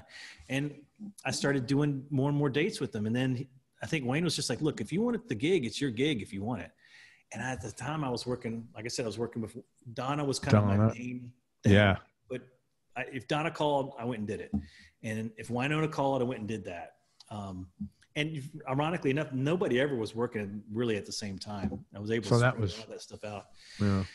But Wayne would sub out Micky's gig if I had these other things. That's how cool it was. Yeah. I'd go like, oh man, I got this weekend in Atlantic City, and Wayne would go, I got it covered. I got another guy. And I give him my book, or he had a book, or I give the bass player and whoever did it the book, and that was it. And then Wayne would call back and give me more dates, and then that just turned into like a gig.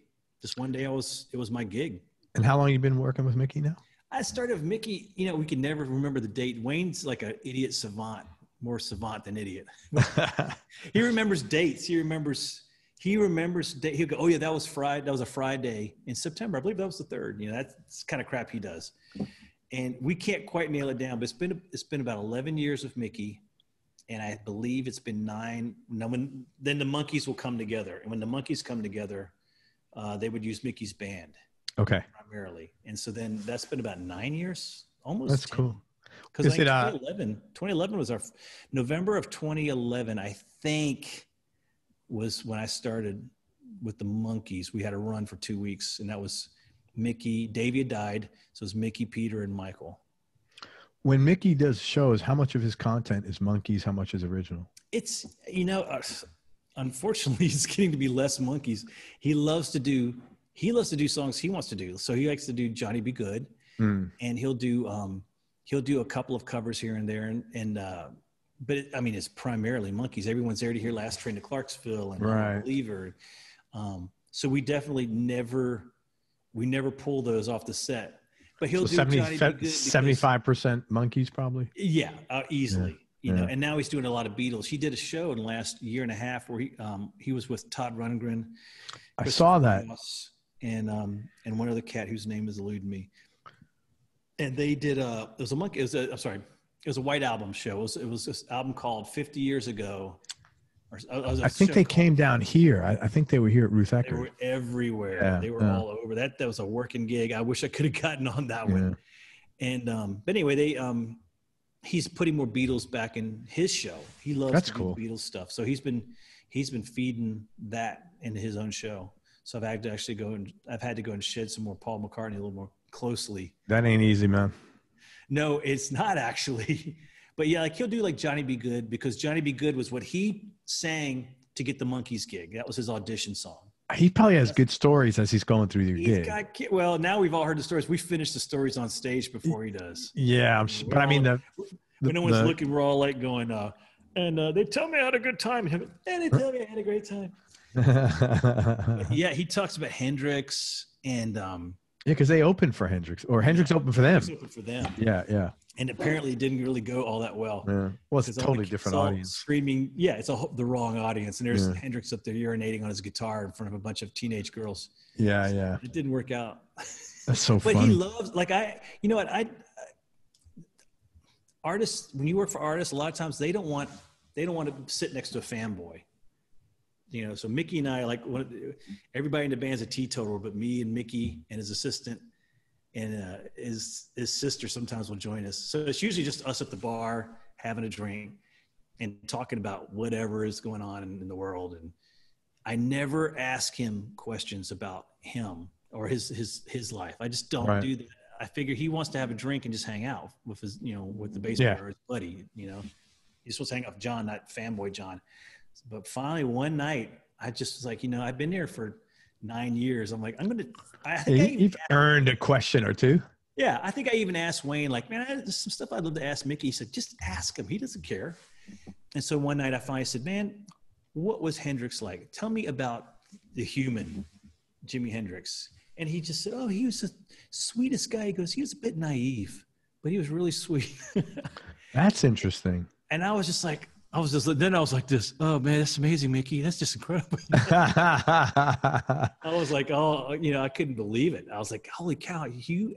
That's when you sit with him and you're having a conversation and in your head, you're going, you knew Hendrix. Like I've heard you tell the story 1,000 times, but it clicked in my brain. You shook his hand. You hugged the guy.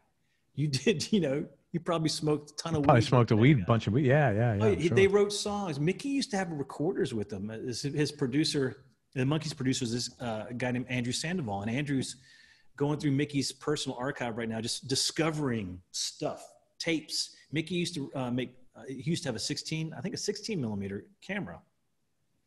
And he always had toys, video cameras. He'd always be shooting stuff. He had a 4-track recorder that he had at his house. Like he had a home studio in the 60s. Wow. And he would record, there's recordings of all kinds of famous people. I like to say the names, but I feel like I probably shouldn't. But people that would just blow your mind, that he was just sitting around having drinks with. And he's like, hey, do you mind? Let's just write a song. Click, turn on the recorder and go. He's got stories that just are never, he's forgotten all the good stories. He's got so many. Excuse me, Craig, while I take a sip of my vino. Go ahead, man. I'm going to get some bourbon. I'm just kidding. I've never done, I've never, ever in my whole life had a drink when I was at work in any job I've ever done. I've always been really weird like that. And you're in the music business, bro. Well, kind of now, but when it comes to my work though, man, I don't know that I would have a drink. I mean, if we were hanging out, believe me, I would have a drink with you, but I normally would not ever drink like before I go on stage. And then in the last few years, now that I'm like working in well into my mid 50s, yeah. If there's wine, like Micky they'll give him a bottle of wine before the show. And if somebody asks, if you go, have a glass, I'll take a little glass of white wine. Good for you. And I'm fine.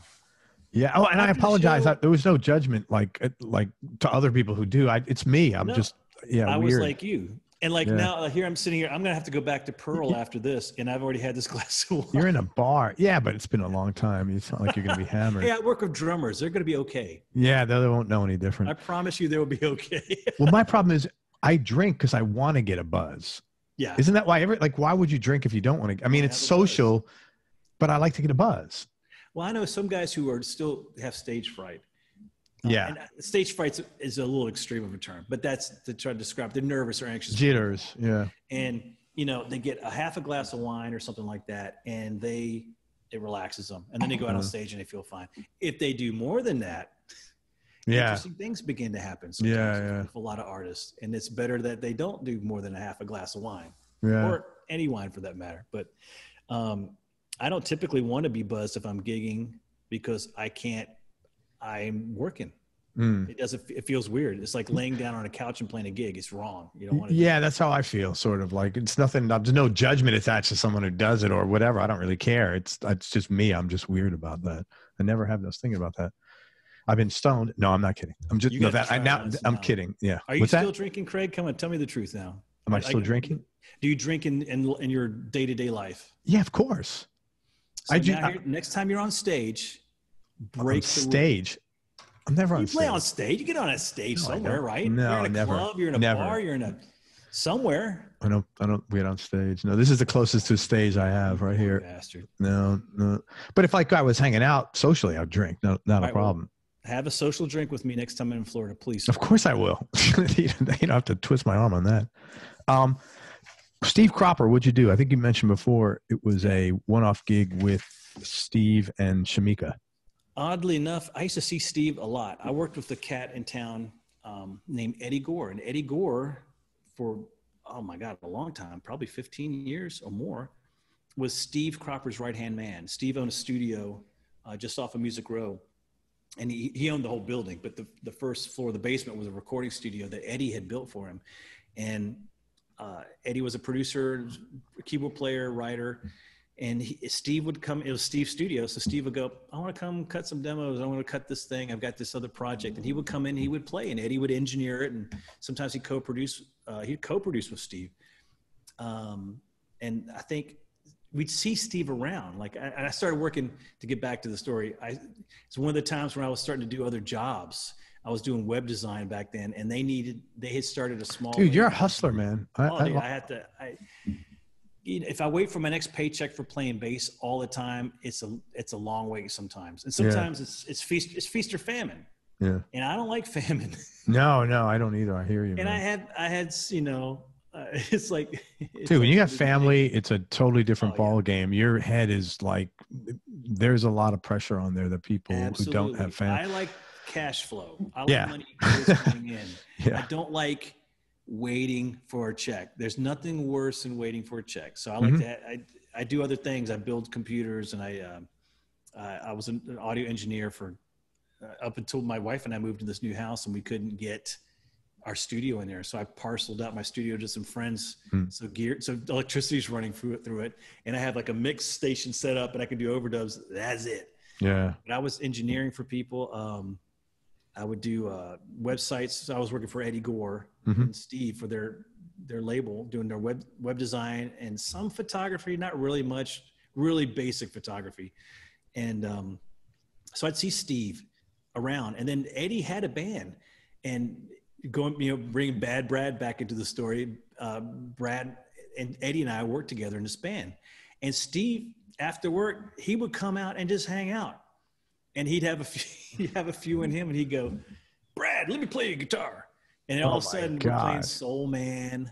We're playing, sitting on by the. He's written so many songs. Yeah, dude. And played on stuff. Yeah. Soul Man, when they go, play it, Steve, you're like, holy cow, it's Cropper. Yeah. And Shemekia he was doing a blues record for her, and he brought in a couple of different bass players. He had me and Steve Potts playing on a few songs with Bob Britt. I think Bob was playing guitar on those sessions. And that was the first time that Steve and I had done stuff with Steve, like, we're doing a demo for Steve, and you do one song, and you never even hear where it goes, what happens with it. This was the one time that I did something for him that, like, it was, this is going to be cool. This is a thing. Yeah. So he brought you in. He's a good cat, man. He's a really good dude. And I wish I played with him more. I wish we worked together more, because he's a prolific writer and a legend. He's like Mickey in that sense. Yeah. He's a legend. I actually got referred to him by Reggie Young, but I never heard back from the guy. I would have loved to have him on the show. He's a nice cat, man. He's a wine guy, and he's just loves to play. That's what's really cool. You meet some older musicians, and they're not into playing. They're not into what they used to do that brought them joy. They're doing something else. They're in publishing or writing, and they're not playing. He's a cat that, like, he would come out to the club and see us play. And then you'd see him. He's like a kid. So, I want to play. That's so cool. Ladies and gentlemen, Steve Cropper. That's so cool. He'd kick into Soul Man and then complain about Brad's action or something. That's nice, man. Hey, any other gigs that you want to talk about that were memorable to you? Man, I think.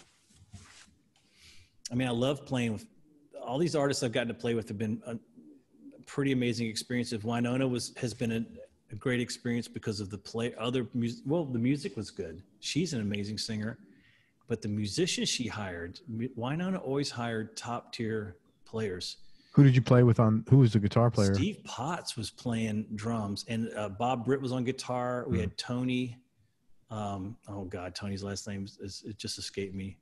Tony Obrata was on guitar for a while. We had different cats coming and going.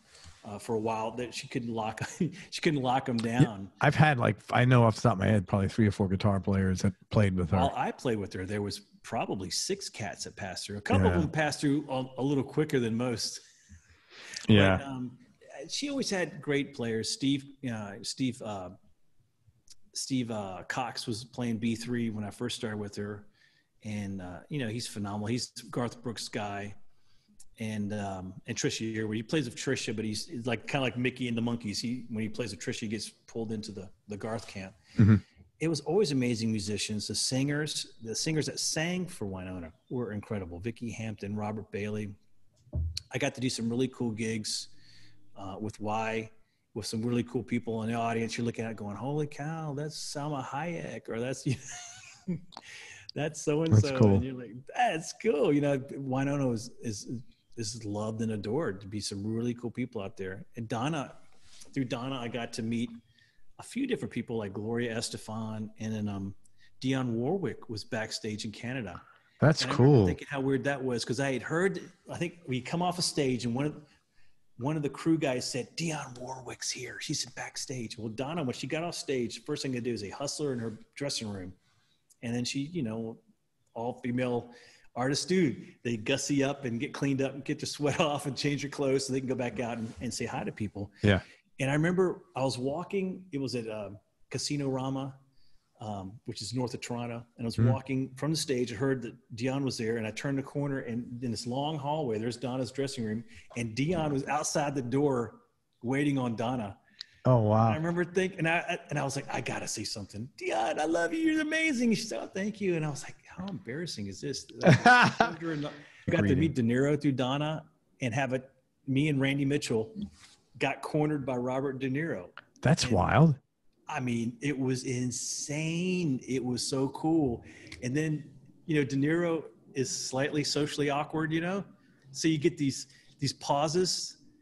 And he was being so cool. We had come and we were playing. Donna was playing a benefit for his kids' school and raising money for the schools.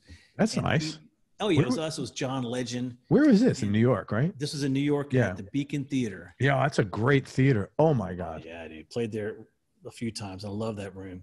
But if you want to go upstairs in the dressing room, there's a little elevator, and or you have to take the stairs. And we'd gone up in our dressing room. It was after the show. Everyone's leaving. Randy and I are hanging out, and De Niro was literally walking around thanking John Legend and thanking this person, that person. And he saw us. He walked up, and I was like, "Hey, Bobby D, thanks for having us. This was cool." And he's like, "Oh, you guys, this is great. Marty and I were here when the Stones were here." I was like, "Oh, Marty Scorsese." Martin Scorsese, yeah. Yeah, when the Stones was here, and then we did this other, and he just started talking, and Randy and I were just like, he went on, and he just kept talking until he kind of ran out of steam, and we're all looking at each other like this. And I finally said, "Well, Randy and I got to go, so thanks for having us." Is Randy he's a California guy though? He's a California guy. He was like he played with Mindy Abear. He was with the Bone Shakers, I think, right? No, Randy's LA to the bone. He grew up there, and you would know him from Billy Bob Thornton's gig, Donna's gig, and he's done a few other things. I wish I knew his resume better, but he's an amazing rock guy, a blues slide. He's like your go-to slide guy in Los Angeles. And he used to tell me stories of,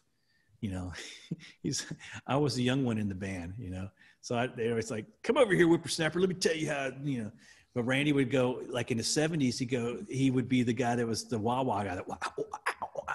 Oh, he's like, yeah, in early disco days, I go do all these sessions where I just go, wow, wow, wow, wow, wow. That's funny. Randy was wonderful, and he was with Donna for probably 25 years. Oh, that's a long time. And she loved Randy. She loved him so much. There's a lot to love. He's a good dude. The guy I was thinking was Randy Jacobs. Sorry, it was another guy who played another guitar player. John, what were some low points or dark periods you've had to deal with? I mean, money. That's the number one. Being completely broke. I think another low point was one that a lot of musicians suffer, which is when you go through a divorce and you're on the road. Oh my God. Divorce, and you have to go up on stage and be that guy. And then as soon as the music's over, you're like, switch back to that guy. Oh man. Yeah, that's so this is my second marriage, but this is so, I know that's so stressful. So stressful. That's the worst. My wife and I always joke about that. Divorce is worse than death. When you mourn somebody who's died, well, at least it's over. Yeah. In that it's sense. Over. You heal over time, and you hopefully you're a mature enough person that you realize that this was always going to happen. And you think in terms of like, I'm glad that they had that time on earth, and glad I had that time with them, and everything's okay. Yeah, that's not how I thought at all. Divorce is like, murderous thoughts forever. Yeah, pretty much. Yeah. And so it's a tough one. And that was, and I had to deal with that one on a Monkees tour. And I think, believe it or not, I think the Monkees tour saved me because I got out of town. I needed to get out of town. You've been with your wife a long time though, right? My wife and I, Amy and I, are married actually 5 years in 2 weeks. 2.5 weeks. It's funny. I thought you've been married with her like 30 years because no. Talk about her like very, very glowingly. My smoking hot trophy wife, and I've only been married for 5 years. And I have 2 kids previously, and she has 2 kids as well. So that's where we have 4. She has a 28-year-old, soon to be 29-year-old. Yeah. My wife started young, and that's how we have a grandbaby. Yeah. And she has a 28-year-old and a 19-year-old who this weekend will become 20 years old. Very cool. I have a 16-year-old about to be 17 and a 15-year-old who just turned 15 last week. 4 girls. That's a lot of work. Yeah, it's a lot of girls, man. That's a lot of work. It's a tough one. Me and my son-in-law are like, God, this is hard. Oh, because you have a granddaughter. Mm-hmm. Oh, wow. She's not my blood baby, but believe me, my soul runs through her. That's great, man. Of course. She and I are very tight. That's nice, man. Yeah, I thought you were with your wife like 30 years or something like that. Now, my first marriage was a long one. It was 16 years, but I think I could say this to her and she would agree. We became more roommates, more, pals. Yeah. And, marriage is a lot more than that. Yeah, ideal. You know what I found? It is, if that's your deal. But a lot of people, you know, as you get older, man, you see people getting divorced and just everybody's different. Love is different for everybody. You know, like I'll see some people like, why are they together? They don't do anything together. They don't talk. They don't even sleep in the same bed, but that's their thing. And I can't imagine they're happy, but some of them are. That's not what I would want. It's not for me. Yeah. That's definitely not for me. No. But you're right. I know people that they're comfortable in that other environment. And I think, yeah, they're like good. They're like buddies. Hopefully they found somebody that likes that, you know, and you get into a situation where you marry somebody that, you're growing apart. They want to do this and you want to do that. And now you're in a position where you are roommates. You're just roommates now. Yeah.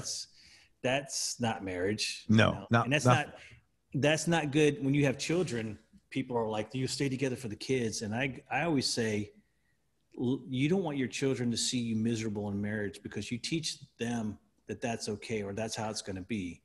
Yeah. You know, it's going to hurt. It's going to be painful, but you want them to see you happy and you want them to see you be successful in relationships.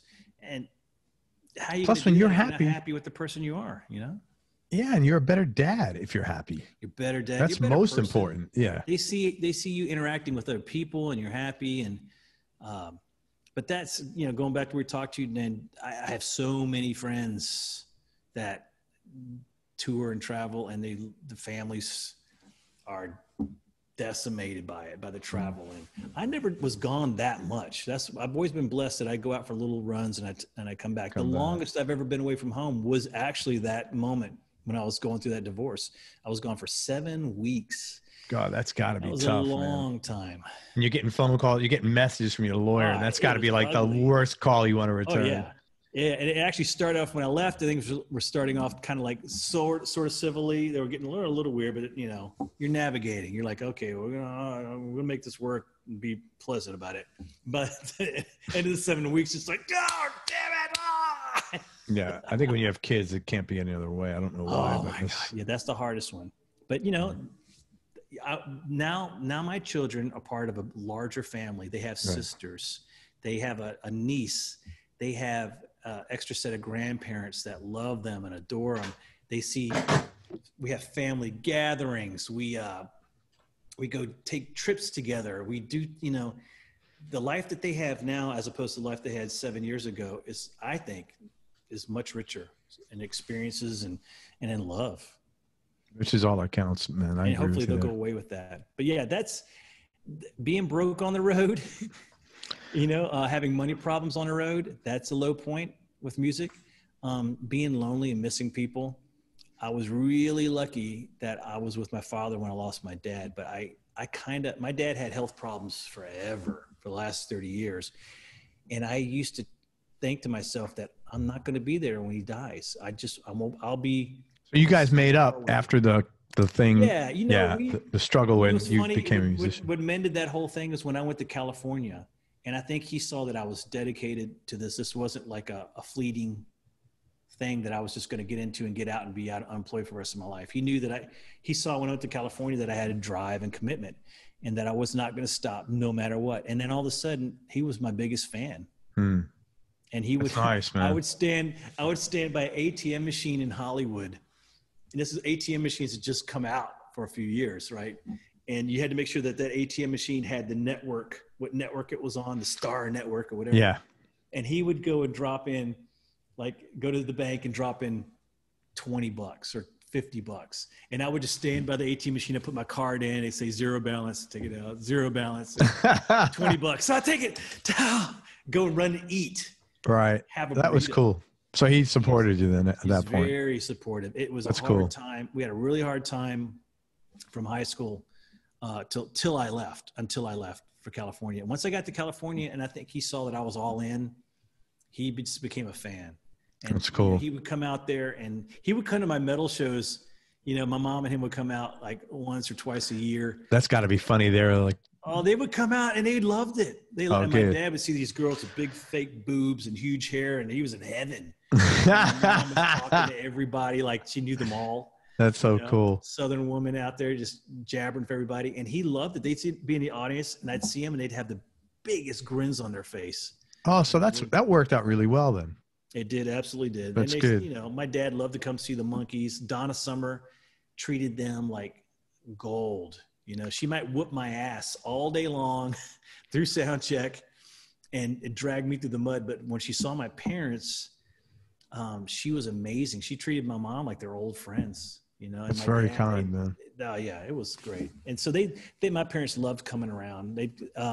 Meeting Micky was a big deal. My dad never saw me with the Monkees.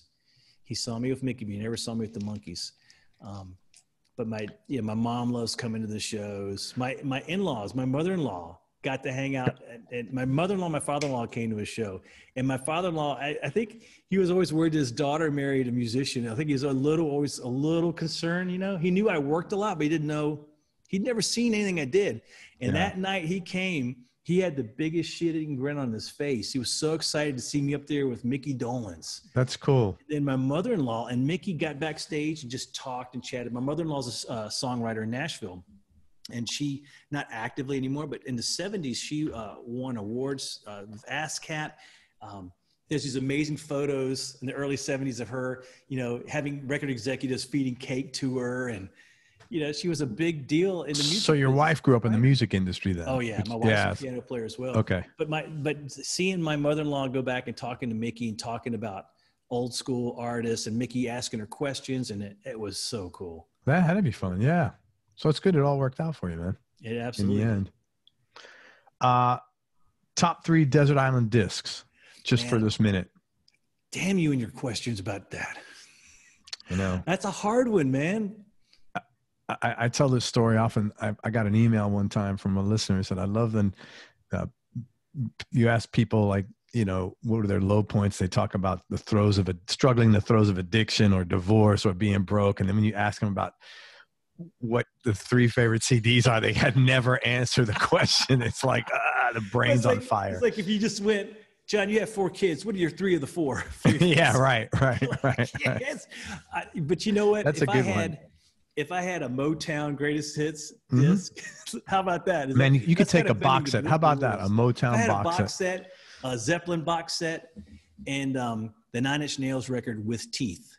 Which that's interesting. That would just stay in my CD player on repeat, more than likely. That came out of nowhere, 9 Inch Nails. Dude, I love Trent Reznor. One of my favorite drummers to watch, and a cat, like one of my, you know, I'm going to fanboy out.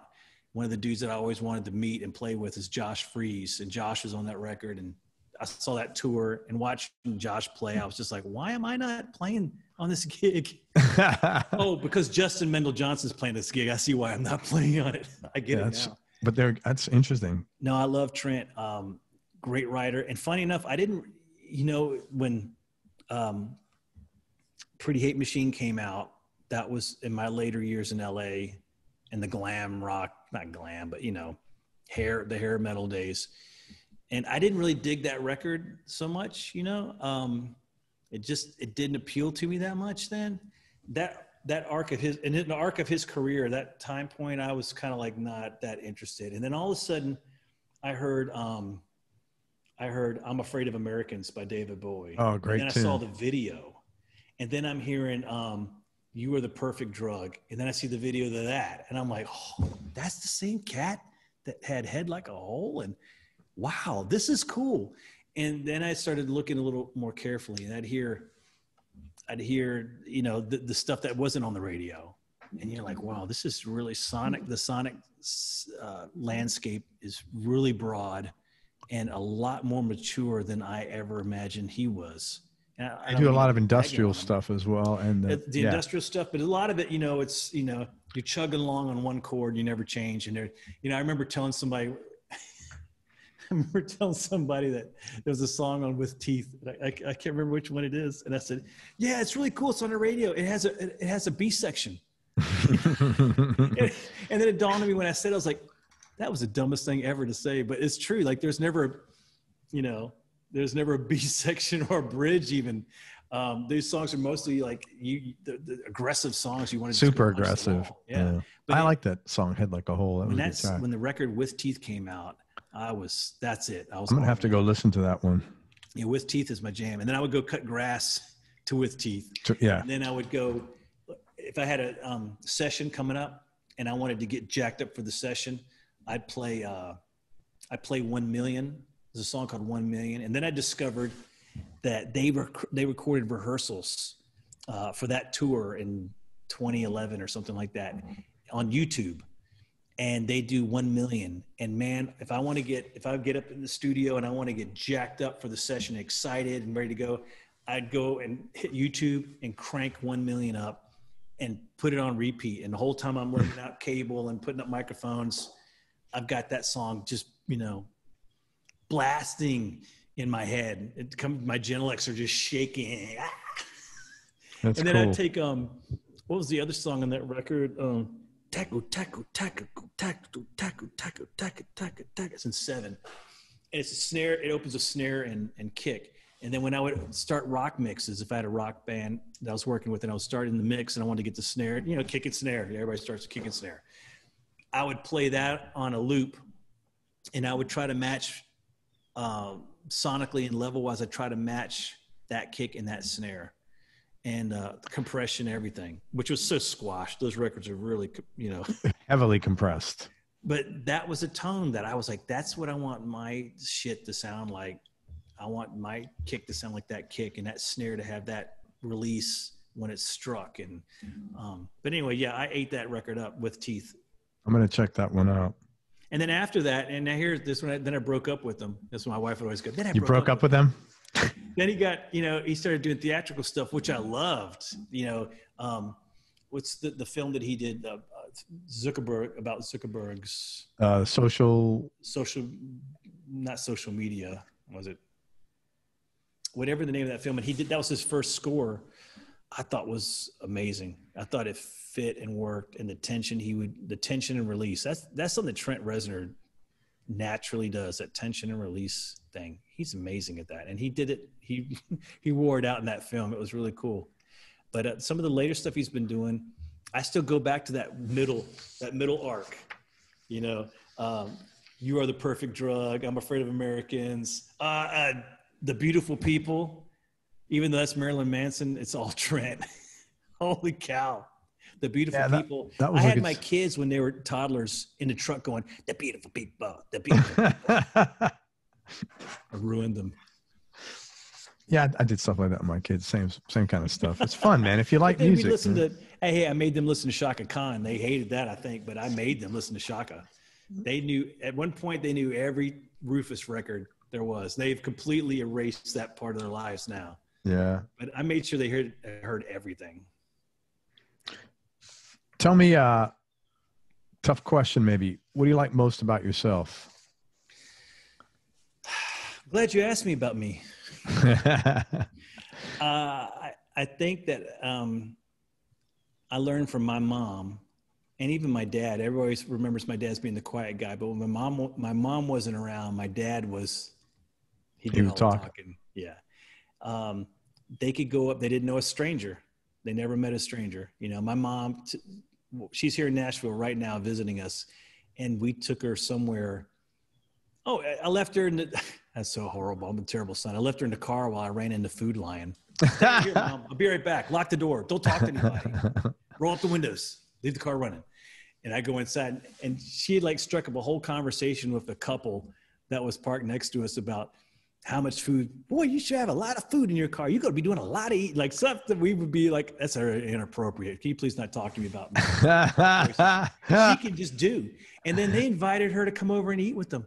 How funny is that? My God. It all happened in a short span of time that by the time I got back from getting the 5 things I went in to get, they were gone. And she's like, I met the nicest people. And oh my God. I feel comfortable talking to people. Yeah. Out the gate, You're super easy to talk to. And I thought, yeah. I'm hoping my kids, I try to treat people like I've already known them.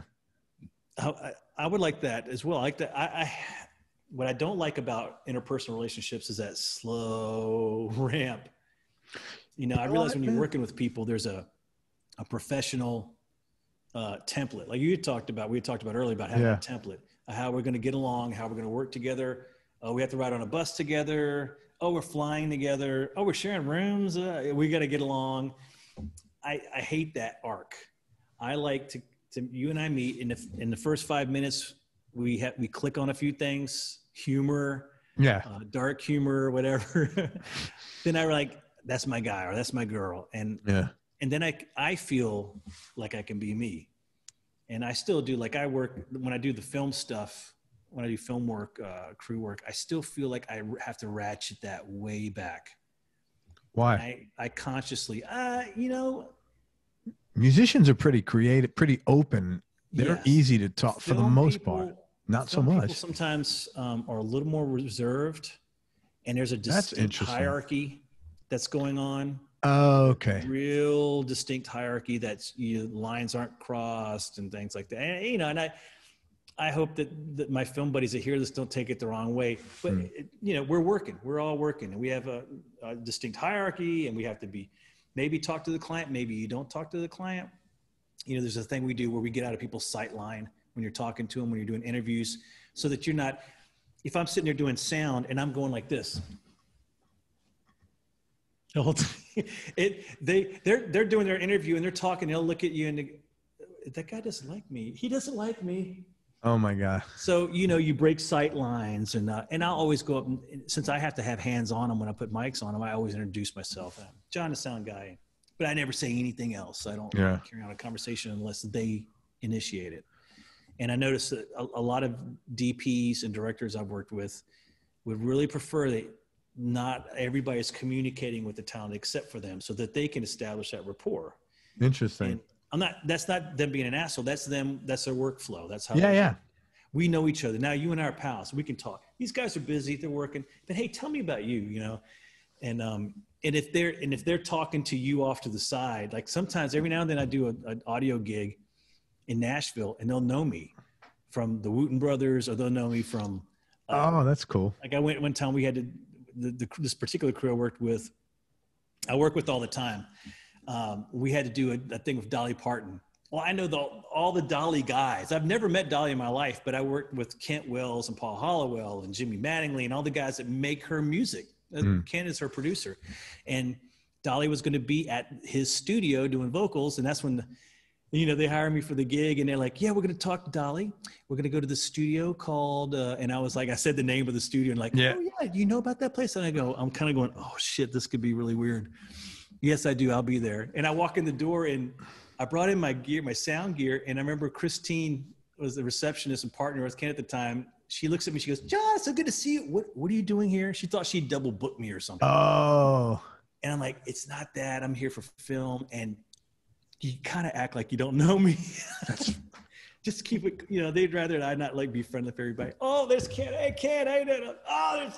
And then the film guys are looking at me going, do you know these people? You know them all? I work here all the time. That's funny that there's on these sessions, So there's, I guess, getting back to long way around. You like that you could talk to. I like to talk to people. Yeah. And I think my parents gave that to me. You know what I do sometimes in business? When I meet somebody, I'm say, hey, blah, blah, blah. Talk to me like you've known me 10 years. I'm super easy to deal with. And people have come back to me and said, numerous times since you said, talk to you like I've known you for 10 years. And they'll tell me something about the project or whatever that they want. And I'm really glad, because I don't, it's often what people don't tell you that's problematic.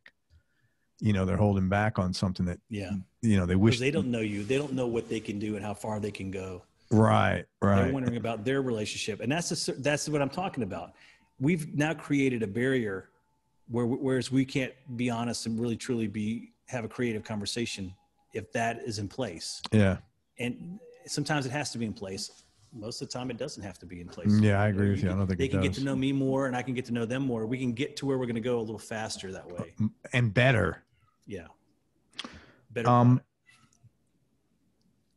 cat's outside. Do you hear her? No, all I hear is the jet. You're by the airport. Jet. We're in the path of the airplane, so all I hear is Doppler effect.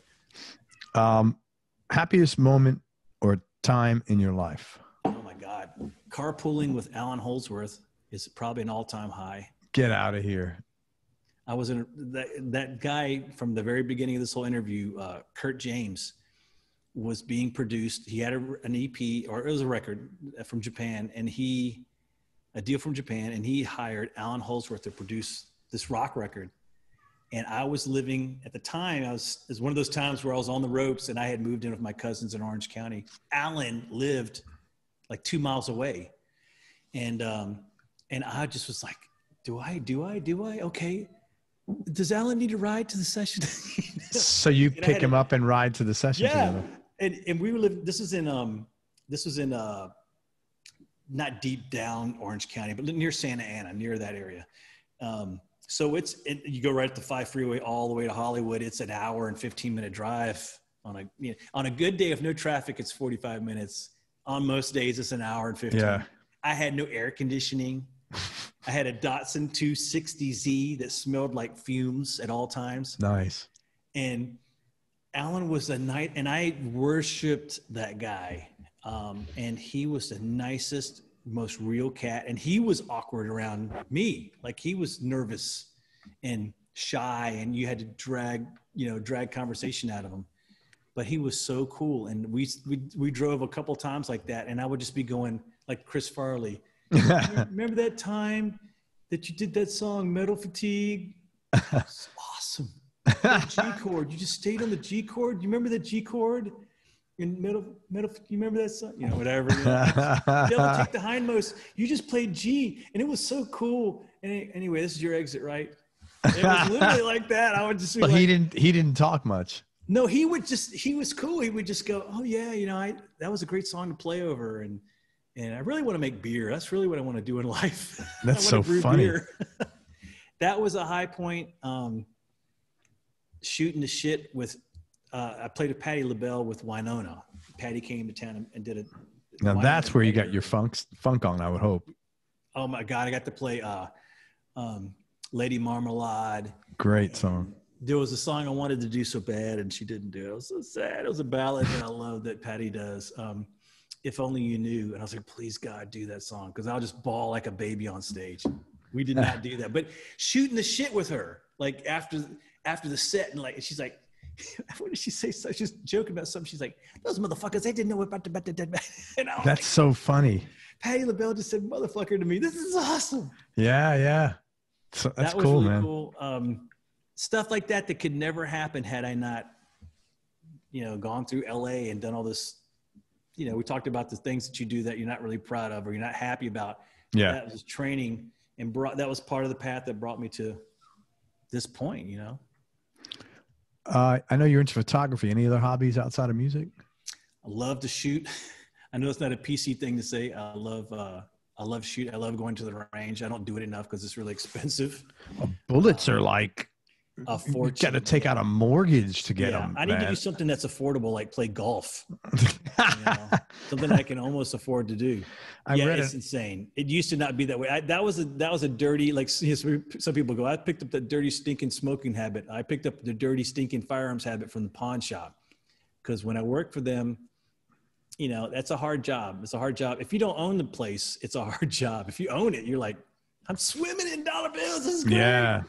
If you're just working there, I made $250 a week, $250 a week. And you sounds like you worked hard. Like you always had to be on. Yeah. You had to know everything. You had to be cautious.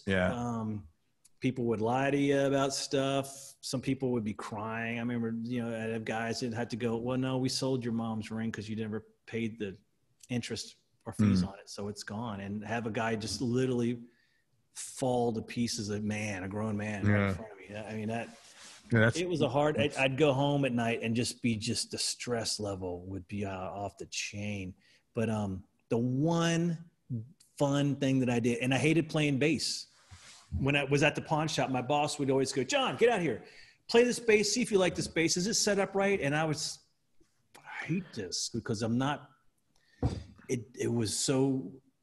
That was like the last 6 months when you were there, you were saying? No, this was the whole time. The whole time, yeah. When I was at the pawn shop, I didn't want to have anything to do with basses. I didn't want to talk about music because it distracted from what I felt like I was doing. I love to shoot. I think another thing I love to do is I love travel. I'm not a fan of how we get there because over the years, oh my God, over the last 2 decades, it's gotten progressively worse. It's actually better now than it ever was. You can actually get in and get comfortable and fly. Other than wearing a mask, it's pretty comfortable. Oh, that's good. But right now, because of COVID. I love travel. Exactly. I love travel. I love getting to where we want to go. I love getting out and walking. I love to hike. You know, sometimes I'm lucky enough that we have an equipment truck on the road. I'll take a travel bike, one of those folding bikes, or I took a full-size bike at one point when the crew was like, yeah, it's no big deal. That's totally cool. And I love getting out and about and meeting people.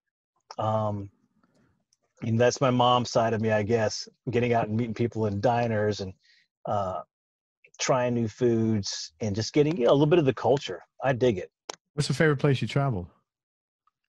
I got to say it's Australia. Everybody knows me, sick of hearing me talk about it, but I love Australia. It's really popular.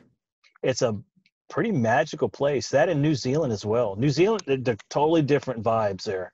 But, you know, you see Lord of the Rings movies. That's all done in New Zealand. So the countryside is gorgeous. But where I go, you don't see that. I'm in the city, right. In Christchurch or Auckland or something like that. But I love it there. Australia appeals to my adventurous side. Like, you know, everything in that country will kill you. What do you mean? Every little bug will bite you and you'll die within 10 seconds. And this snake and that snake and this creature, this thing this plant, if it scrapes you, will cause, permanent blindness. So there's a little bit of that danger that I really enjoy about the place. And everyone, for the most part, generalizing, they're fairly fit and they're active, and the cities are clean. People care about their environment and they care about other people. That's nice. I love Australia. I spent a lot of time there between Wynonna and the Monkees. And my wife and I had our honeymoon there. Did you? That's cool. Yeah, we did 5 days in Sydney. And just love that country. Love the people there. That's very cool, man. You know what? What kind of photography do you do? Man, the stuff that I like to do when I'm traveling on the road, I love to do landscape and cityscape stuff. Just things that appeal to me. And it's stuff that really, like, I think a lot of photographers, stuff that I like. Yeah. I don't expect other people to like it. Yeah, of course. It's very individual. And every now and then, it's usually a really personal thing, something that you're seeing, it means something to you, and you want to press the shutter. Yeah. And spend time on it. But I do I love to take, going back to my wife has always encouraged me to kind of go against my internal mechanism, which is I don't talk a lot about myself. I know it's hard to tell from this interview. What's an interview? But it's supposed to talk about yourself. It's all about me. Yeah. But it's sometimes when it's not an interview, it's an awkward thing for me.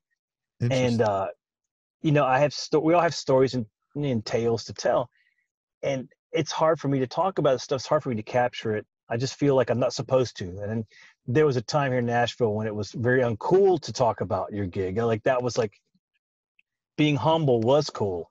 And if you were talking about yourself or talking about your gig, that was uncool. So I had a lot of that really drummed into me that I needed to get out of me. Well, now my it's wife opposite. was like, well, yeah, exactly. And my wife was always like, you've done all these great gigs. You've gone to these amazing places, met amazing people. You see things that no one else gets to see. They come to a concert, they just see the guys walk out of stage and walk back. You're backstage with them. You're talking to them. You're having dinner with them. You're engaging them in conversation. You should be telling these stories and taking pictures and photos. So now I take a lot of stuff backstage. I'll sometimes even have my camera on my bass rig, which is really pretty much frowned upon by everyone. Why? But I'll set my DSLR on my rig. And if I've got an Ampeg or something that's really tall, because when you're usually on the road, if it's one off, it's backline, so it's whatever they've got. So if it's a tall Ampeg rig, I have my camera on the speaker, and between songs I'll stand like I'm leaning on the rig, but really I'm firing frames. Oh, that's cool. And I do what every photographer hates to do. I put my camera in full automatic. So I can just let the camera do all the work, and I don't look at anything. And sometimes I'll just hold down the shutter and fire off a bunch of frames, and then I'll go back afterwards and look. And some nights it's 300 frames of crap. Right. But a couple of nights I've captured some really cool stuff of Micky and Michael, and I've got a picture of Peter. And actually, in our bar, that's one of the things we showcase is some of my tour photography. That's awesome. I've got a shot of Micky that actually I kind of credit his wife and our drummer. We were in an airport, and Micky hates traveling. Most people do. Right. It's getting from here to there sucks. Getting there is cool. Right. Being there is cool. Getting there blows chunks. Yeah. And Mickey's like the most impatient cat on the planet. And he was sitting at the baggage area by himself in one of those little baggage, carousels. And in front of him is this basket of his and his wife Donna's bags. And he's just sitting there. He always looks like he's in showbiz. He always looks like he's going to be on a morning interview or on a morning TV show. And he's on his phone, thumbing through emails. And it's just, there was that moment, and we all three saw it. And I looked at Donna because I was like, do I snap this picture? This is a really intimate shot, and I don't want to piss him off. And she looked at me, and she went, yes, yes, yes. So I fired that frame. I fired a few frames, and that's a shot that we have up on the wall that's just, everyone always looks at it. Even Donna, Micky and Donna came to the bar. And Mickey's, I wasn't even paying attention. He was looking at all the guitars and looking at the photographs, and he goes, "Well, that's me." I go, "Yeah, you were." She goes, "When did you take that picture?" Well, I don't remember where, but it was some airport somewhere, and we were waiting for a ride, and you were bored. And he goes, "Donna, I love this picture." That's cool. Yeah, so with Donna Summer, that wasn't a cool thing to do. She didn't feel comfortable with that. And it was actually years and years later that she hired a good friend of hers, Nathan DeJezer, who's a photographer and videographer. He's actually one of the guys that I kind of credit with getting me into video. Nathan would bring a camcorder on the road and shoot on the road. If we were I'm in Donaldson, he would be out shooting scenes in Donaldson. He would sell stock photography. He'd actually make more money doing that than playing the gig. Interesting. And since he was friends with Donna, they used to have dinner together, and their families get together.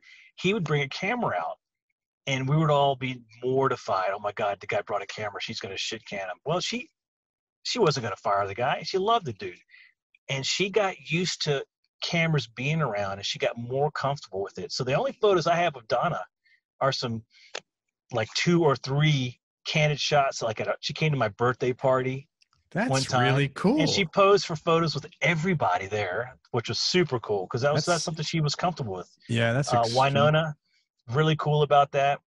I've got some good stuff of me and Wynonna and the band in Australia, and some stuff same thing. I'd shoot from off stage. I'd shoot from my rig, and most of it's ass. I would call it ass shots. It's all the performers, derriere. But what's cool is you see their perspective. And this type of shooting, you see what we see. Yeah. It's our perspective. You see what Micky's looking at when he's looking out at the audience. The camera's firing right behind him over his shoulder. And people pick themselves out. Every now and then I'll put it on Facebook, and they'll start tagging themselves out in the audience. It's super cool. And they're like, that was me in the front row. And they'll tag themselves in the photograph. Wynonna was like that. You see people in the audience, you recognize fans, they always want to tag themselves. That's the kind of stuff I love to do. It's because I realize it's a perspective not everyone's getting. And then as much as the Monkees band guys hate that I do it, I pester them all. I go, "Hey, this is a cool shot, Wayne. Let me just take a picture of you." And they've gotten so used to me over the years that they'll actually kind of pose for me a little bit, or they'll at least hold that frame, and I can get a really cool shot. I love to take pictures of like Wayne's guitars. And Wayne's guitars are always like really cool, relic-y looking instruments, and I'll fire off a bunch of rounds of his guitars and repros on an amp or on a stand or just laying up on stage. Sometimes I'll shoot Nesmith's 12 strings. That's the stuff that I enjoy doing. It's all for my personal fun, entertainment. And then my wife has always encouraged me to do more of it because she's like, fans love this stuff. People love to see what you see. She's 100% right. I would agree with her, man. It was a long time to get to where I felt comfortable doing it. Let's just say that. But she was persistent. I love photography, man. I love street photography. I just got this little Ricoh here, man. Oh yeah. I love and small is good, dude. Yeah. Small is good. Well, it's totally unassuming and nobody's threatened by it. And I'm like you, man. I always read all these things. Well, how do you take pictures of people not knowing? I want them to know. I just go to them and say, "Hey, you look great. Can I take your picture?" And no one's ever said no. I mean, I'm sure they will at some point, but you know, that's fine. You know, that's every now and then I've run into somebody, they won't say no, but they'll go, and I won't push it. I won't push them to do it. But you're right. Most people don't mind. And I went to Beijing. My last gig with Donna Summer was in Beijing, in the Forbidden City. We actually did a corporate gig in the Forbidden City. I think we were the first band to do that. But while I was out and about, I had a camera, and all those pictures are gone. That hard drive fell to the ground and crashed after I got home. I lost everything. But I would just walk up to citizens, and they loved having their picture taken by this giant blonde guy. Yeah. And then in turn, they would get pictures with me. They'd all they'd pull out their phones and have me pose with their kids or something. And I remember we were on the wall. We did a day trip to the wall, and we're walking along the wall, and these Chinese tourists would run up and they want to get their photo with me. And I go, well, now you turn the camera around and get shots with them. That was cool. It's cool when you're around people like the Dominican Republic. I went and did a location gig there, and we had a couple days where during the day we were free, and the DP and I would just go out and just shoot whatever we saw. And we found a bunch of kids playing baseball with like wadded up clothes as balls, sticks for bats. There, no shoes. Nobody's got shoes. And we played ball with these kids. We got our cameras out there. The photographer had his like, it's this $20,000 rig running around these kids. I'm like, dude, you're going down, bro. Yeah. You're gonna smash your camera or something. But he got incredible footage, and I got great shots of him with those kids. And when you leave the country, people are a little bit more open about it. They enjoy it. They like to share that. They realize that they're sharing their culture as well. That's great, man. Yeah, I love photography. 2 more questions, man. Tell me Yes, sir. You say that periodically. It's quite funny. You shift gears.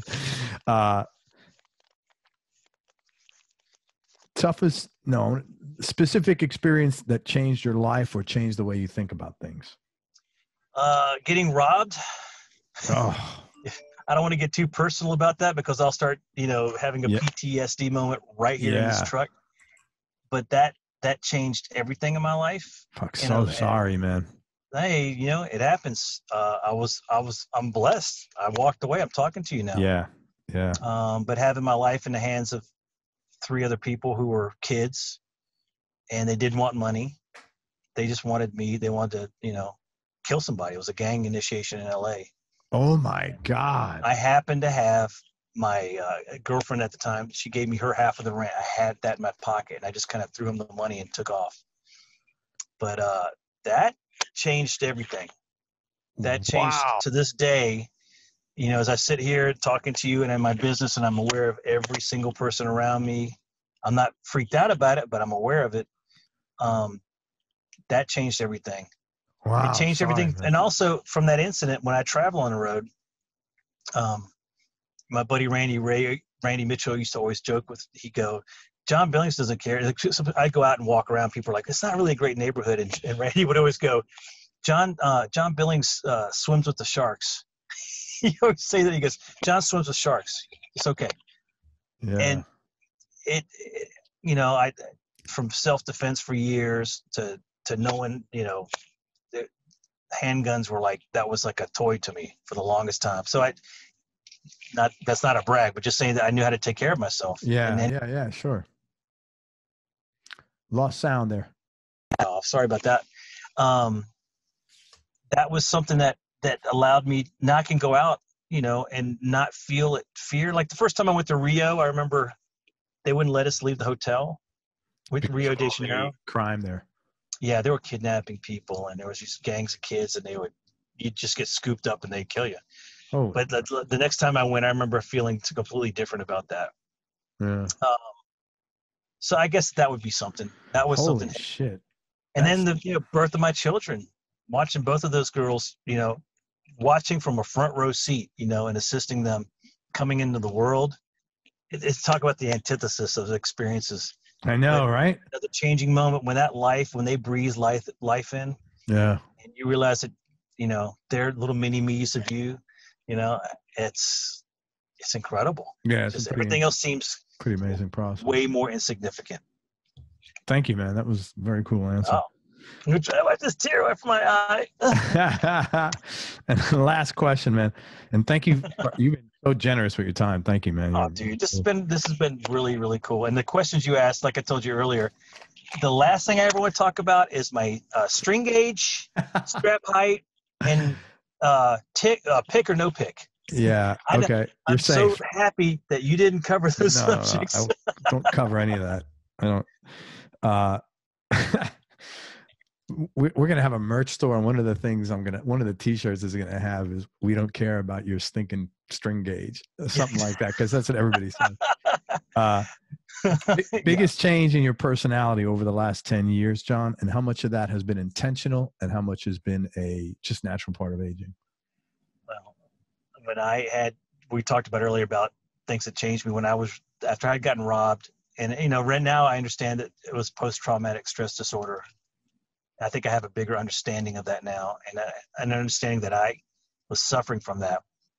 And I just walked everywhere I went thinking that that person's going to attack me, and basically kind of like getting ready for it. Wow. And then, you just carry that stress in your chest and that tension, and you never really release it. And over the years, I've slowly been able to pull away from that. It took, a couple of decades to the point where I feel like I don't feel that tension. I don't feel that apprehension. And I'm not ready to beat the snot out of the guys walking up the block because he looked at me funny. Yeah. Man, I'm so sorry. Hey, it happens, dude. Like I said, I was very, very fortunate, but it changed a lot of things. It changed a lot of things of, that incident, when that first incident happened. I think one of the things that bothered me the most was realizing that I had a talk with I was working in the pawn shop during the time, and the pawn detective, he's the guy that works for the police department, that liaisons of pawn shops, secondhand dealers, and gets the information about product that they buy and puts it in their system, the police system, for serial numbers. So if you have a stolen shows up in your shop, they know about it. So he was there, and I took him aside and I asked him about defending myself, and what if I'd done that? What if I did this? Or, you always ask yourself a million questions. And this was the morning after that had happened. I had been up all night, and he just said, he was very honestly saying, there's nothing you could have done. But what if I had done? Nope. Then you would have been the aggressor, and we'd be arresting you right now. Yeah. What if, and that was the thing that was the most shocking part of it all, is that I would realize that I was not able to do anything about it. And I think in your life, when you have that kind of loss of control, it changes you. So for 20 years, I think that haunted me. And I think I'd like to think that you have to ask my wife to see how far away from that I've gotten. And people that knew me that back in the day, that to see how far away from that place I've gotten. I think that I have. I think I've gotten further away from it. So you had asked me what, if you changing your personality. Yeah, I think that would be the biggest change. Man, is trusting people that I meet on the street. Thank you, man. That's really cool of you to share that. That's a pretty traumatic thing. That's the first thing that I'm giving you the first thing that pops in my head. I think for the most part, I'm the same guy I kind of have been, Right. That's the one thing that was always different. Wow, man, I'm sorry you had to go through that, and I'm glad you're okay, of course. But thank you, man. That was really cool of you. Yeah, no worries. Listen, let me tell people. First of all, thank you for everything, man. It's been a pleasure. Hey, thank you, Craig. Thank you, your time enough, man. And we'll have a bourbon at some point. Absolutely, absolutely. Okay, let me tell people where to find you. You got a couple of things I want to make people aware of. First of all, you have a solo record at some point coming out soon, I hope. This year, next year? Yeah. If we can get through COVID and all this crazy insanity and my wife and I opening businesses, there's going to be a record. And I'm loath to call it solo because I did it with my partners in the Monkees band. So it's more of it's a group effort that I got to lead, that I was privileged to be able to lead. That's cool. Everyone was involved in it. Everybody wrote songs from the Monkees band and contributed. And I was lucky enough to have Micky be part of it. Micky's involved singing on a couple of songs, and so that is exciting. That's gonna be really cool. I can't wait to get to that. That would be awesome. I'll look forward to that. And also, if you are visiting or traveling through Nashville, stop into John and his wife's bar. It's called Wine Down Nashville. It's a few miles away from the airport. It's Donaldson? We're in Donaldson. Donaldson's the next little town over from Nashville. And I'm loath to call it a little town. It's just a little tiny community. But it's the airport is in Donaldson. You land just east of the city. And we're 5 miles from the city center. And I know it's called Wine Down, but you sell booze there too? We sell booze, bro. Awesome. We actually started off being wine only. Then we'd have these ladies bring their husbands in, and the husbands would go, "You just sell wine? Do you sell anything else like a little stronger?" And then we were like, "Okay, I see where this is going." Yeah. So we had a full liquor license, so here came the bourbon, here came the vodkas. Oh wow. Gins that you can drink. You can drink neat. Infused gins that taste phenomenal. And I never drank gin outside of a gin and tonic. Gin and tonic. I mean, that's addictive. It's so sweet. Oh, yeah. Man. Oh, my That's God. the summer drink for us, bro. But this gin that we have is made by a company in New York, and it's infused, and it's wonderful. You have it over ice. It's really good. So not to sell you on all of it, but when you come, you're going to try all of it. I will. You're going to try a little bit of it. And you're not going to have to twist my arm. Good. I promise you. So check out Wine Down Nashville. Is there anything else that I could promote or make people aware of? Are you on Instagram? That's it, man. I'm on Instagram. I'm Johnny B2U, JOHNNY, the letter B, the number 2, and the letter U, Johnny B2U. Awesome. Facebook. I don't really have a web page, but you can find me on Facebook or Instagram. I troll around on Twitter, but I don't really engage on Twitter. I don't get Twitter, man. I have Twitter just because everybody has Twitter, but I don't really engage on it that much. But anyone can reach me at any time. And I put some of my, if you sift through my Facebook page, a lot of the tour stuff I had up, I'd pull back down over a period of time just to make it interesting. But you can see some of the stuff that I've got up there. And if somebody wants to work with you for engineering, absolutely, to work with them, what's the best? What you want them to contact you through social media? Social media or email. And I'm not too afraid to give you my email. It's John Billings. It's my name, JOHN BILLINGS, and area code 615. That's Nashville area code at gmail.com. And or reach out to me on Instagram or Facebook. Great. Or come into the bar and talk to my my manager, my wife. Yeah, talk to his manager. That's a good one. She's going to make you buy a bottle first, though. There's an entrance fee. That's it, man. That's it. Hey, man, thank you very much. I can't tell you. It was a lot of fun, man. I look forward to hanging with you when you come down here or when I'm up in Nashville. I look forward to seeing you down there, man. And hang on one second. Let me wrap up and tell your wife thanks for her patience because I appreciate that as well. Absolutely. Everybody, thank you. Thank you so much for listening. If you enjoyed this, please share it on your social media channels. We appreciate your support. Thanks very much to John Billings. Please check John out. He is on Instagram, Facebook, and Twitter. It's Johnny B, the letter B, 2, the number 2, U, Johnny B2U on Instagram. Also look for his project, his music project coming out soon. And if you're in Nashville, you have a webpage. Sign up on Wine Down Nashville. Yeah, winedownnashville.com. Yeah, absolutely. You could at least get updates. And if you want to connect with John about engineering or production, email him. It's John Billings 615 at gmail.com. Just give him like information. What are you looking for? Right. Why you're reaching out to him? Give him some links so he could listen to some of your music. And this way he could reply appropriately. And that's it, man. Thank you for listening. If you enjoyed this, please share it on your social media channels. We appreciate your support. Thanks to John Billings. And most important, especially nowadays, man, remember that happiness is a choice. So choose wisely. Be nice, go play your guitar or your bass, and have fun. Till next time, peace and love, everybody. I am out. Thank you so much, brother.